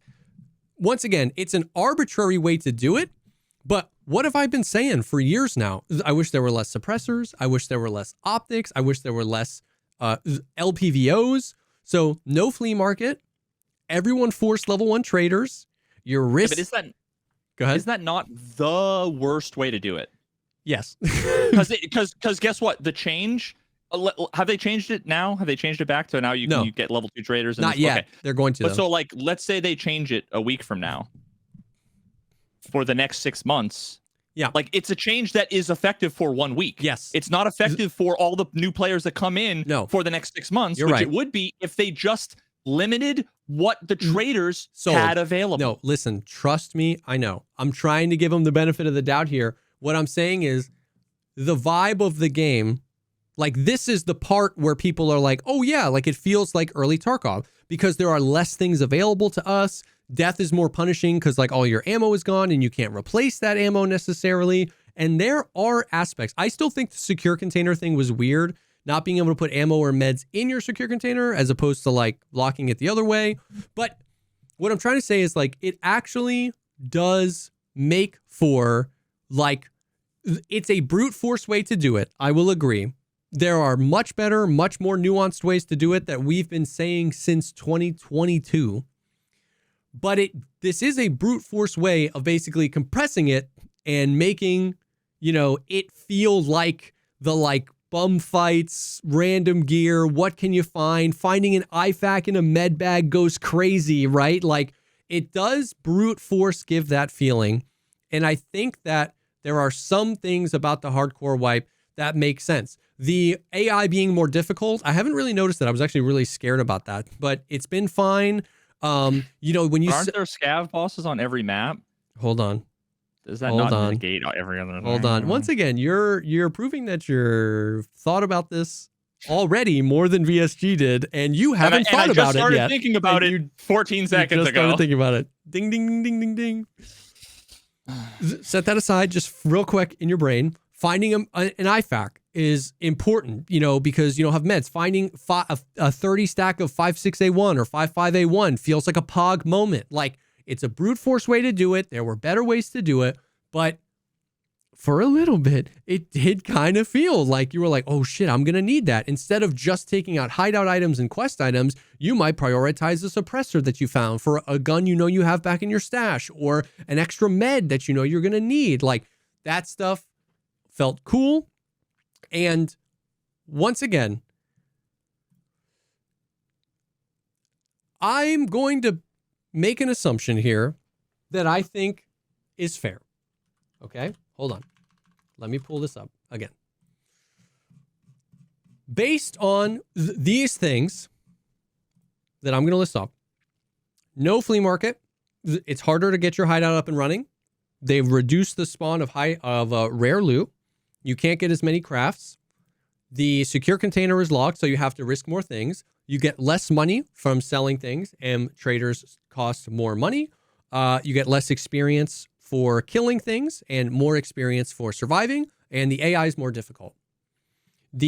Everyone is hard capped at level 1 traders, and the quests are actually capped as well. They brought the quests back, but they didn't bring them all back. There's a stopping point where you can't get more quests. Based on those things, I'm going to make an assumption that what they wanted was to basically flatten the progression, where normally what happens is, right, everybody has the same gear on raid 1, and then it just goes like this, right? The gear disparity. Because some, you know, the people at the top start snowballing, and then they get level 15, and then the curve goes crazy again. So what they're trying to do is flatten that curve manually, brute force, arbitrarily. They're trying to flatten it and keep us close together, right? Whoever thought 100% boss spawns fits anywhere in the hardcore wipe, I don't know what they were smoking. Because they're like, no one can kill our bosses because they're so broken, so then no one's going to get any good gear. So the gear disparity is worse than it's ever been. It's worse than when the flea market had no level requirement and no restrictions on what could be bought or sold. This truly is the bourgeoisie and the fucking peasant class, because you have the people who can kill the bosses and who get their shit. Yes. At least that's my guess. That's what my guess was, what the end result would be. Is while I'm talking, go to the Tarkov directory, start clicking on streams, and how many of them look like they have an Alton on? They don't have an Alton on, they have a tequila mask on. But how many of them look like they have an Alton on? Okay? Okay, well, first, someone's in a queue. Okay. He's in a queue. Okay, wait a minute. Okay, he's... No, he's using junk. He's using junk. What? Who are you clicking on? So I clicked on a few other people. Now I'm on Landmark. He's in a queue. But he's using a UMP and probably some level 5 armor and a helmet. Yeah. Basically, the TLDR is what everybody's been doing is farming Tagilla, because you can only pick 3 maps and the bosses are 100%. And Tagilla spawns with a class 6 armor and a class 5 face shield. Yeah, and probably in half the time he's got he's got a nasty shoddy, right? He's got the shoddy with Magnum Buck, or he hell spawn with an AK-74U with BS or BP. Yeah. So it's just they couldn't. It's okay, brother. I know I'm a broken record, but I'm pointing out how much of a broken record it is that they just don't get it. And we said this 2 years ago. It was like, I know, when are they going to figure it out? Now it's the last thing before they release it, and it's still, they don't get it. They're never going to get it. Mark my words, they'll never get it. I truly don't understand who thought 100% boss spawns. Now, once again, the boss spawns at wipe are normally between 5 and 10%. And every wipe for the past 4 years, one of the top criticisms of the wipe is that the boss spawn chance is too low because it's basically impossible to get the quest done. Why are the only two options 5% and 100%? Allow everyone, genuinely, like, they could have gotten 90% of the goodwill back. If I could go back in time and be like, hey, do you want me to make this hardcore wipe go over 10 times better, but you not have to do any more work? If he was like, yeah, I'd be like, okay, get rid of the transit thing. It's dumb. Don't take away the quests. Make bosses 50% instead of 100. It would have been 10 times better. And even with all of the issues of like them not understanding, because it has completely undermined everything. Because you might not realize how far reaching the 100% boss spawn thing does. Not only is it an infinite spawn glitch for class 5 face shields and class 6 armors, what it's also an infinite spawn for is guns with meta attachments. I killed someone yesterday, day 2 of the wipe, on streets with an M1A suppressed with a Voodoo and M61 because he got that off Gluhar. So it's not just armor. It's not just helmets. It's also ammo. It's also attachments. Remember we talked about like, oh, imagine a world where Tarkov had less suppressors and less optics, except every boss has a gun with an optic and a suppressor. And some of them have 6 guards with guns, with optics and suppressors and good ammo. You know what else? Meds. Meds can't go in the secure container, and you can't buy very many meds from level 1 traders. So this wipe is going to be a wipe where meds really matter. Oh, nope. Every time you wipe Rashala, you get 7 IFAKs. The whole thing is completely undermined. I haven't had to spend money. I'm not feeling the pressure of only having level 1 traders because I have class 5 armors, class 6 armors, class 5 face shields, the best ammo in the game, good attachments, good suppressors, good gun, good meds, stims, morphines. But you have chlamydia and a splinter in your big toe. Exactly. Welcome to It's Hardcore, bitch. Exactly. And not only am I not feeling the pressure, but it actually did the opposite of the intention. It pulled the disparity between me and a casual player farther away because they feel those pressures I don't feel. They normally have done the quest by now to buy the car med kit, but they can't because they're having a hard time transiting to another map. They're getting steamrolled. Do you know how many times yesterday I went on a 22 raid survive streak yesterday and I didn't feel good about it? Because 7 times during that 22 raid survive streak, by the way, I died to a cheater and I was a little peeved about it because I was on a roll.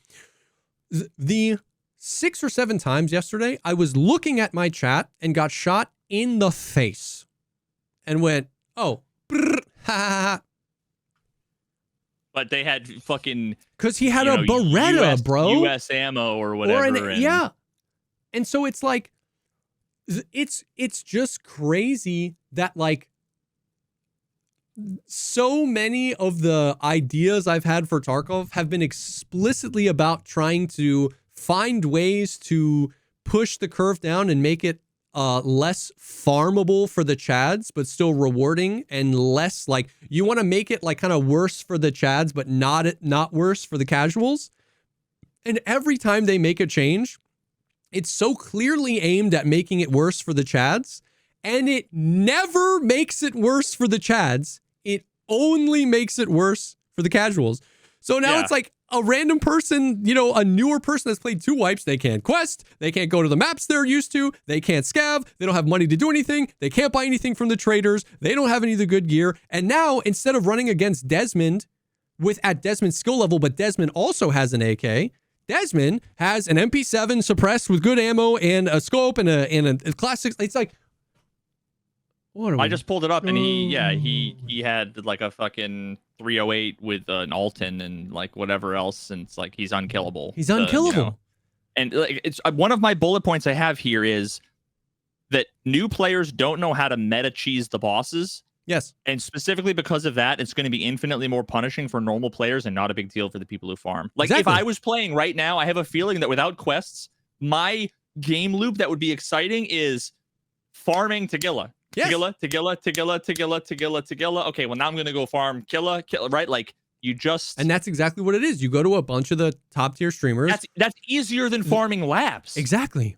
Because you're exactly right. The mechanics, once again, this ain't novel. We've been saying this for 5 years. The mechanics of the boss are such that they're what's the impossible to anyone who's normal. Well, no, yeah. What's the word I'm looking for? They're like when you think something, but it's not actually that.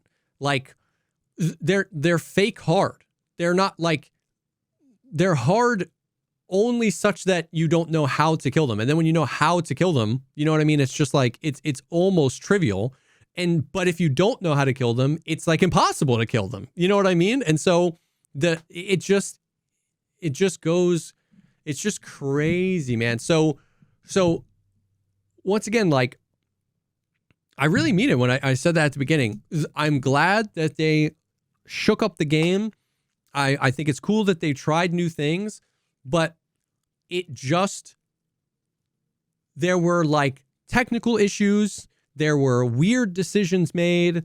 There were like there were synergies that weren't looked at. It didn't seem like they had like a vision. They weren't trying to make the game more rewarding. They were only trying to make it hard. And the only things that kind of worked were completely undermined by the bosses being 100% spawn. And that literally is just like text in a JSON file, bro. If it had been 40% instead of 100, all of the chads that whine that the boss spawn is low are used to it being 10%. So 40%, they all would have been like, hell yeah, 4x spawn chance. This is sick. But now if they take it from 100 to something else, everybody that likes it is going to be like, this is so ass, bro. 40%, it used to be 100. And it was like, I don't understand, bro. I don't understand. Yeah. I've got a few other quick questions that I have. Yeah. So first of all, where the fuck did you go? You said 27 raid win streak? 22. Survivor. 22. Like, where did you, like, with the transit system? Mm-hmm. Were you just going like were you going labs from every raid from 5 to 22? Or do you just like go wherever you want at that point? You can't go anywhere from anywhere. Like, you can't you couldn't do ground zero if you're at shoreline. 22 raid streak, like that meant like we would go to customs and then like extract and go back to the stash depot stuff, go into another. I just meant I played 22 raids without dying. Yeah. Oh. But I guess like the whole point of that is, like, what were you doing? It was yesterday, so it was the day they added the quests back. So it was ground zero for quests first, 5 or 6 raids on ground zero, then custom. So you did, and that's part of why. Yeah, sorry. I was just thinking, like, of course you're always going to go, to map number 1, but it's only because you want to go to 2. I forgot that you might want to go to number 1 multiple times. Oh, yeah. Oh, I'm just like, so you go 1, 2, 3, 4, 5. Now you're at the end. It's like, well, fucking now what? No, but so if you transit to Lighthouse, I guess that you can only transit. I guess if you want to go to ground zero, you just exfil, right? And then it takes you back to your stash, and then you have to go back to ground zero. Yeah, which is weird because it's like, okay, I guess. Yeah. That question, that was a dumb question. I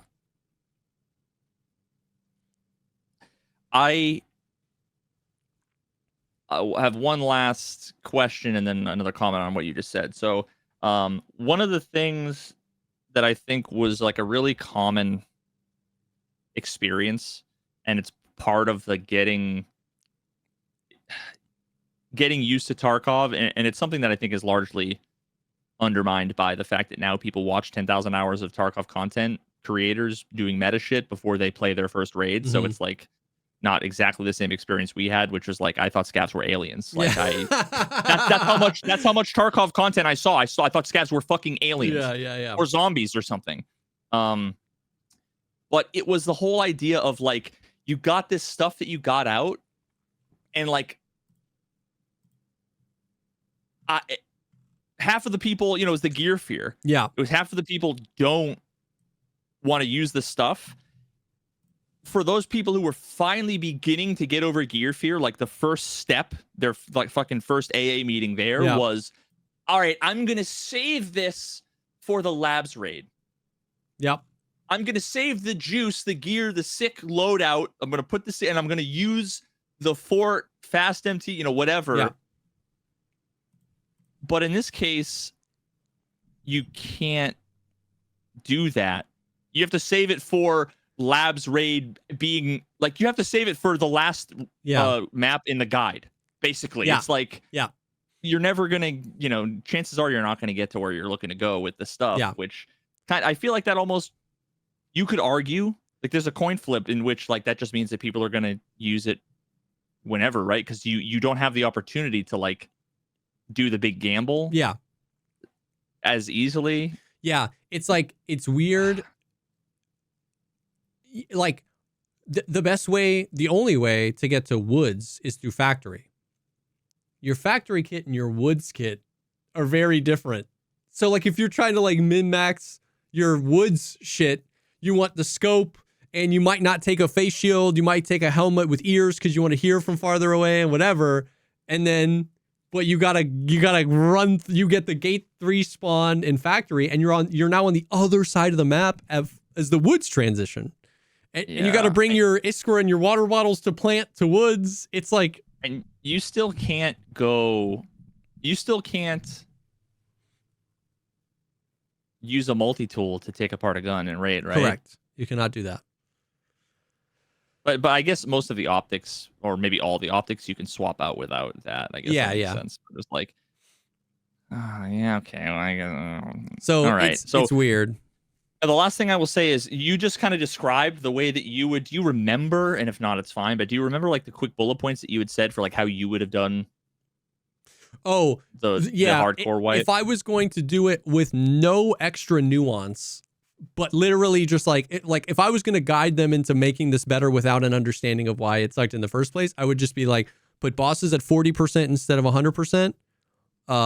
Get rid of the whole transit idea. Leave the transiting in the game, but get rid of that and leave the quests in on day one. Yeah, I almost feel like, and this is from someone who hasn't played, so I don't know, and I probably after a week would disagree with myself. This is a carbide on my nano situation. But I feel like the transit could be co-op without aids. Like, yeah, me too, honestly.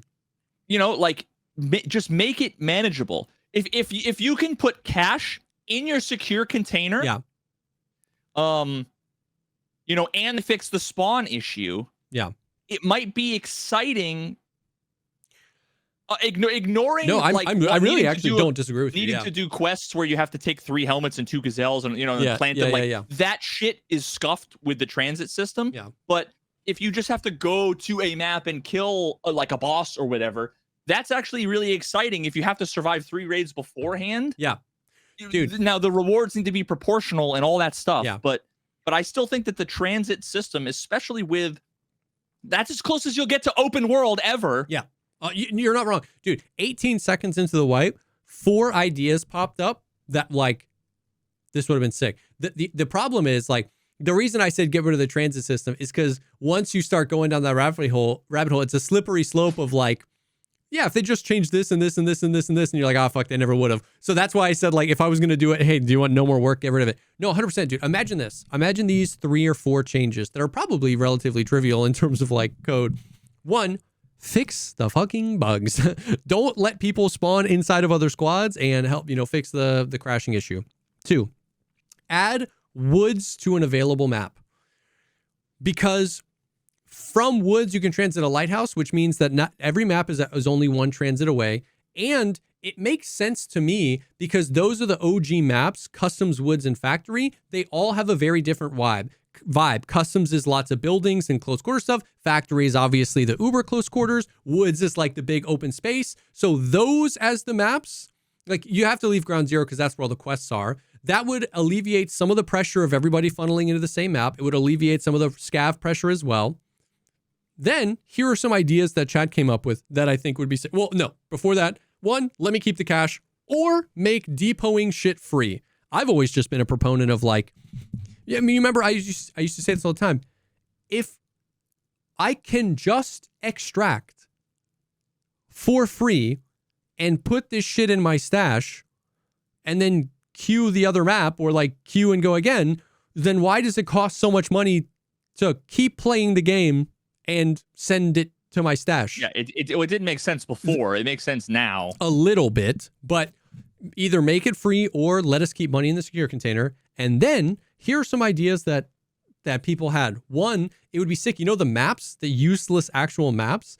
If you find one, it's a ticket to go just to that map that one time, almost like a labs card. If you find a lighthouse map, with that in your inventory, you can queue lighthouse.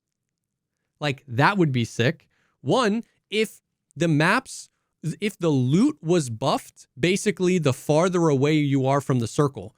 So like if going to reserve meant the reserve loot was buffed and maybe bosses were 40% on Customs, Factory, and Woods, but they were 60% on reserve, lighthouse, and shoreline. So there was an incentive and reward structure built in for transiting to other maps. You know what I mean? Like, can you imagine if you could only go interchange from reserve or whatever, so it was always like the third or fourth map, and Kiba was just decked out? Yes, bro. You could have, I mean, Customs is one of the first ones, but you could have OG Customs marked room with weapons cases and docks cases and shit like that. Yes. Because it's already rare enough that you find the key. Now you have the key and you survived enough to get there and you still have to get out with it. You can put giga loot there. And just the subtle changes like that completely turn on its head this whole like, now it's not a restriction. Now it's like an expedition. Now it's like, I want to go in transit because that's where the better loot is. Because that's where the higher... You can't farm the early maps. You can survive the early maps, but you can't farm them. Exactly. Stuff like that. In a universe where that stuff happened, I totally agree with you that the transit system could have been it actually could have been like a cool addition to the game. And you actually hit on another thing I forgot. Another missed opportunity here. Another insanely missed opportunity here. This has made me so sad for so many years. Is that like it feels like they have one dial at the office that's labeled loot. And when they see a streamer find too many LEDXs, they turn that dial down and it turns everything down. I had a moment today that would have been like, my guess is that this moment was basically handing on a silver platter to Nikita. Isn't this what you wanted Tarkov to be? And he would have gobbled it up and been like, yes, exactly. We had to go to a map and then we transitioned to another map. And then we transition from that map to reserve. We're scavenging around. We don't have a whole lot of stuff. I find a key in a filing cabinet. It's one of the more obscure keys that I never really use. Airwing goes, yo, that key can be good sometimes. There's a weapon rack in there and ammo spawns on the table. Perfect, bro. So in that raid, we go down to the place where the key is. I've never opened this key before. I open it up. It's a gun range thing. There's weapon racks on the wall. There's dummies. There was nothing inside. Fucking shoot me in the head. Shoot me in the head, bro. In a wipe where you can't buy, like that is another thing where it pushes you. You do that and you go, fuck, I'll just farm the bosses then. Like, that's what I'm talking about. I'll do the thing that you don't want me to do. That's what I'm saying, bro. It was crazy. Just before the podcast, Axel posted a video somebody sent to him that this person found Dorm's marked key. There wasn't anything inside.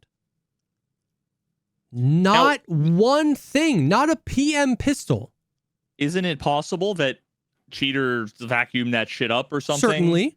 But either way, it sucks. But here's the thing. Here's the thing, Veritas. The fact that it's an option that it wasn't a cheater, right? Like, there's no guarantee in any room you look in, there will be loot. It should be that when you open marked key and there's nothing in it, you slam your hand on your desk and you go, God damn it, a cheater vacuumed this up. But the fact that we don't know is an indictment of their understanding of loot in the game. Like, I've been preaching this for 5 years, but this was the moment. If there was ever a moment in Tarkov's history, this was the moment to turn down the Bitcoin spawns, to turn down the Skull Ring spawns and the Letic spawns, and turn up the stock M4 spawns and the AKs with the Bastion so you can throw an optic on it, and the Delta points on the tables and the loose ammo in the locked rooms. The same thing happened on streets. On streets, we found the TG Armory key. You open it up and it's 4 weapon racks along the wall. There was nothing in the room. It's like, what are we doing, bro?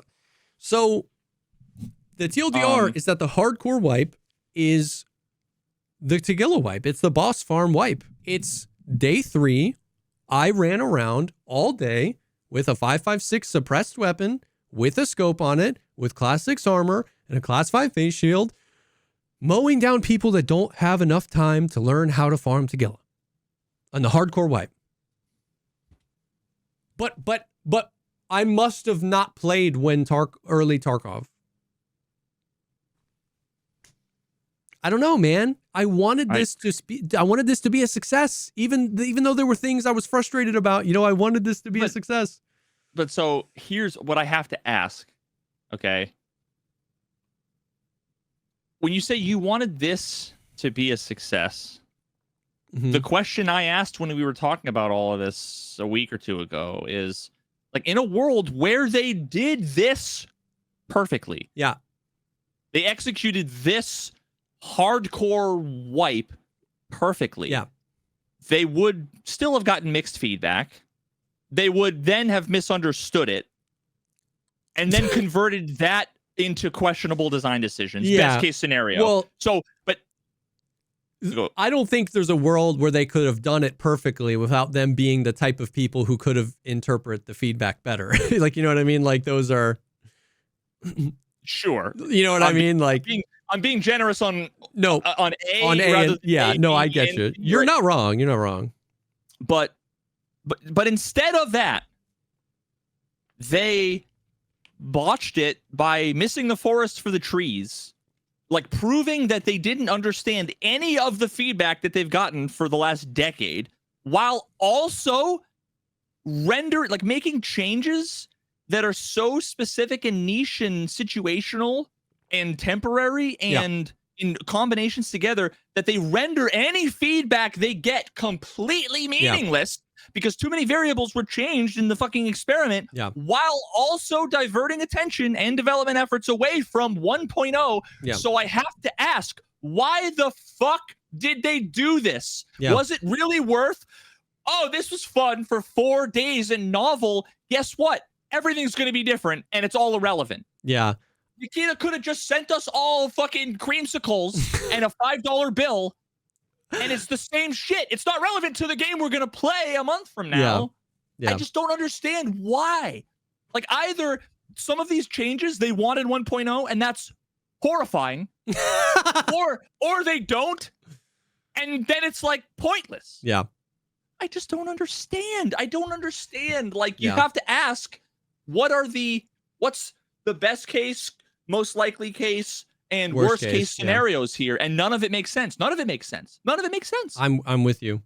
I think a lot of people, like, I've heard a growing sentiment, which is like, it should have been simpler. Like, it should have been no flea, a couple of restrictions on the secure container, and reworked traders. And Deadly kind of said a similar thing, because Deadly was like, I've been a guy that's been advocating for, like, I would love to try a wipe without the flea for a really long time. And he was like, What I'm sad about is that they turned so many dials in so many directions, and some of them directly conflict with the other dial they turned, that he's like, now I know what's going to happen is from now in all perpetuity, anytime the flea market discussion is brought up, people are going to be like, you remember the wipe they turned off the flea? And they're going to like conflate all the issues. And he's like, we kind of just like ruined it. You know what I mean? He's like, we just can't, now we can't try no flea again because it's like ruined by all this. So there's one scenario that makes sense here, actually. And it would make Nikita a genius.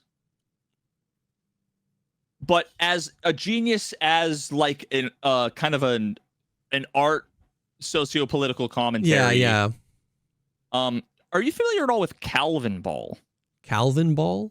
You never heard Calvin Ball? We're just playing Calvin Ball here. No. So there's this old comic called Calvin and Hobbes. Yeah. Where I remember they would play Calvin this and game. Hobbes. Yeah. So they play a game Calvin Ball, and the only rule is the rules are never the same. Ah. So like today, it's like we're playing with unicycles and nets. Tomorrow we're playing with mallets. But it's always Calvin Ball. Brackets, yeah. But it's always Calvin. So Tarkov is just the real life. Nikita's it's performance art. It's Calvin Ball in digital form. Yeah, it's all been an art piece about how he can just like manipulate in the palm of his hand, it's 400,000 humans. What are the chances that Nikita's Banksy? Yo, sentences that have never been uttered, r/sentences that have never been uttered. What are the chances Nikita is Banksy? He's going to shred the game at 1.0. Yo, did you saw that painting Banksy shredded as soon as it sold? Dude, 1.0, he deletes the code base, bro. Oh my god, I'm literally showing a video of this because this is, oh my god, I was so excited when I was in Chicago and I walked by the old spaghetti factory. But here, I'm literally gonna show this. Banksy shredded painting. Oh okay, my god. So there was a painting from Banksy that was auctioned off. It was called Girl with Balloon, okay? It was auctioned off for $1.4 million. Okay? The moment the auction sold, this is what happened.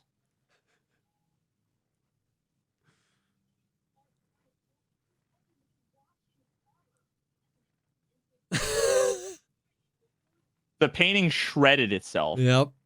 Nikita is Banksy. Yep. Nikita's is Banksy. The sky Nikita is Banksy basketball. And Tarkov is Calvin Ball. Oh my god, the sky is Calvin Ball. Holy shit. Yeah. So most people haven't made it this far, and those that did, it's so funny, man. When we started the podcast, I had some thoughts written down, but like, yeah, like, how do I say this? I'm talking to Veritas here. I'm not talking to the viewers anymore. It's like, I don't care. It's super fun. Do you know what I mean? It's fun to talk. Like, you get super worked up when we talk about this. I'm not. It's only fun to pretend like I'm worked up. Exactly. But no, that's exactly what I'm saying. Is that like, for 3 days I've been playing this wipe, and people have been asking my thoughts, and I haven't once like crashed out.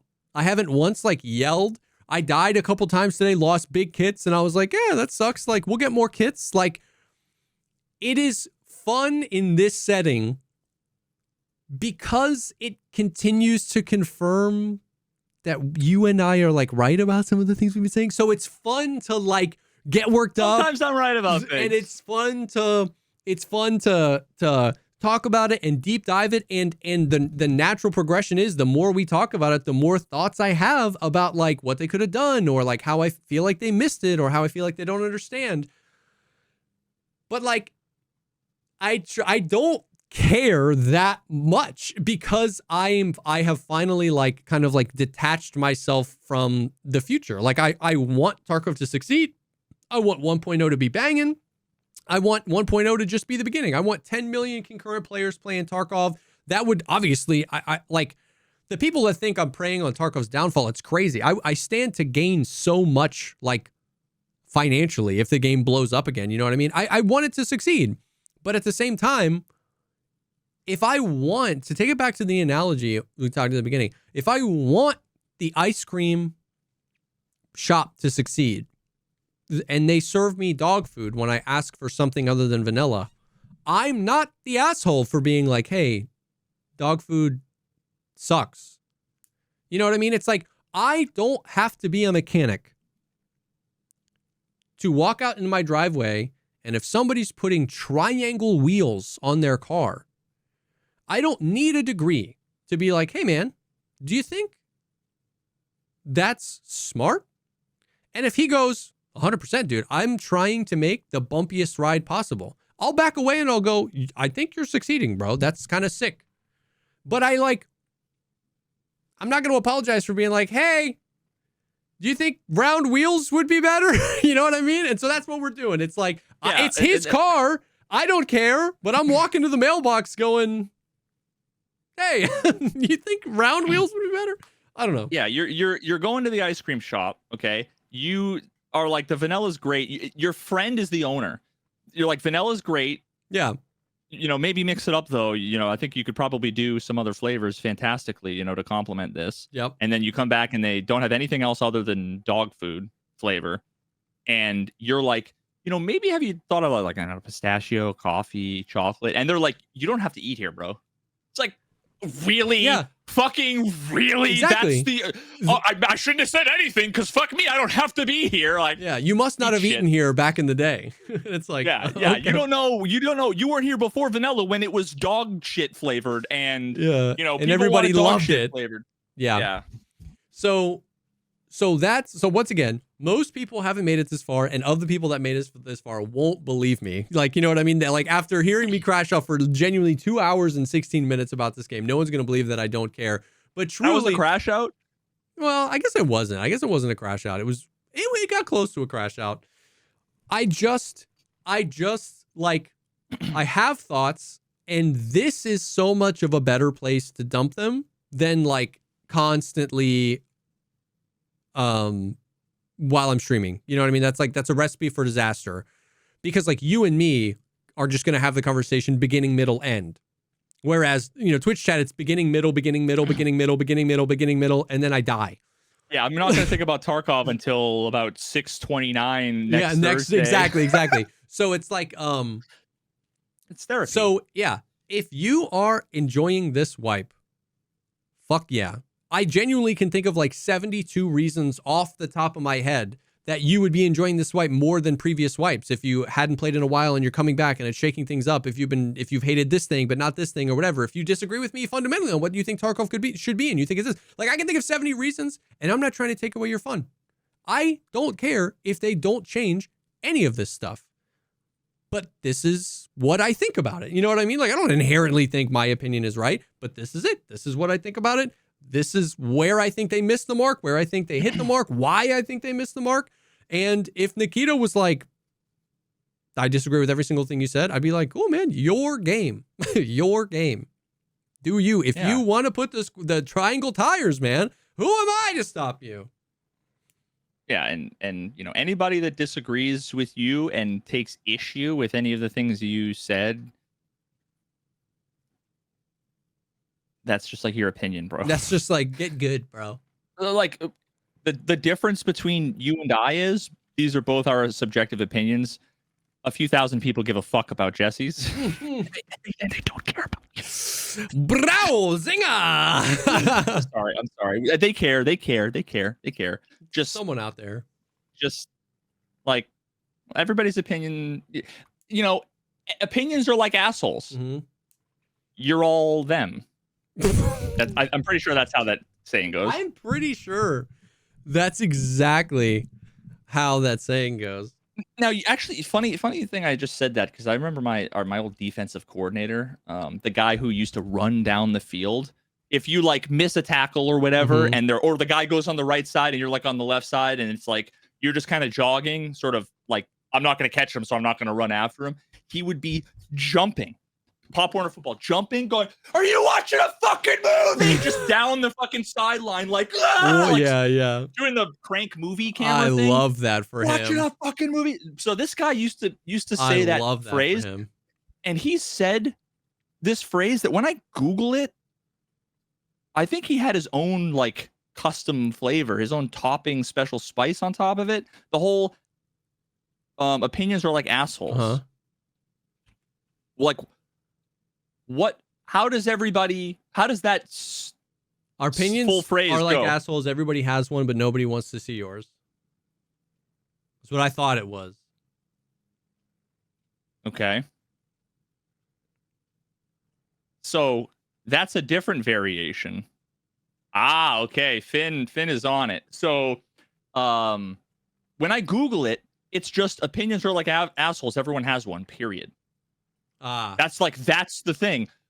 Well, my coach always used to say, opinions are like assholes. Everyone has them and they all stink. Nice. Yeah. And it was like, it's just funny because I heard a bunch of people use the phrase. I looked it up and I was like, what? This was another one of those like all of a sudden kind of things where I was like, I still can't believe that's real. All of the sudden. Bro, and I keep hearing it more and more and more. Oh my God, this morning. See, it's all of a sudden. All of a sudden. Yeah, I don't. You say all the sudden. My wife said all of the sudden this morning. And I'm like, what did you just say? All of a sudden? Yeah, all of a sudden. That's not right. Somebody altered the timeline to make that right very recently, but they forgot to wipe my brain. All of a sudden. And it's funny because the debate on the internet is it all of the sudden or all of a sudden? And you say all the sudden, yeah. And a million other people that I've heard say that too. I think that's just like a, smash. All of a, according to Catastrophe 158 on Reddit, who I'm pretty sure they have a native speaker tag. So yeah. Oh, okay. All of a sudden is the correct usage according to this Merriam-Webster dictionary article, and that she provided a source. Wow. I'm sorry. Her source, this is the first law of flat earthers. It's the first law of Flurf. Her source contradicts. Wait a minute. Because it says all of the sudden is being used more online. Okay, wait a minute. If this is one of your pet peeves, we'd like to apologize for exposing you to so many instances of all of the sudden. According to the, all of the sudden is considered to certainly be avoided mistake for the long-standing expression all of a sudden, meaning suddenly. Mm-hmm. Considering how few examples, the phrases have quite only on social media. Okay, give me the fucking answer, dictionary.com. I'm here for information. I'm not here for a blog post. All of a sudden. All of a sudden goes back to the 1600s. All of the sudden, it was invented on Twitter. It's like with love, having adverbial means suddenly. It's all just water under the fridge, you know what I mean? Oh God! It's not rocket appliances. God! That one, I do. All of a sudden blows me away. The one that gets me is I could care less. That one makes me mad.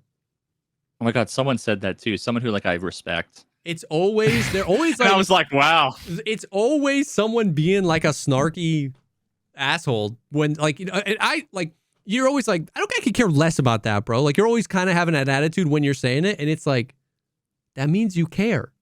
Like, if you could care less, you care. But if you couldn't care any less, then that means you don't care. But if you could care less, you care. You're telling me you care. To be Pacific? That's okay, funny. The only people who say to be Pacific are people who can't read or write. Yeah. Or you're 5. Yeah. In which case you're based. But yeah.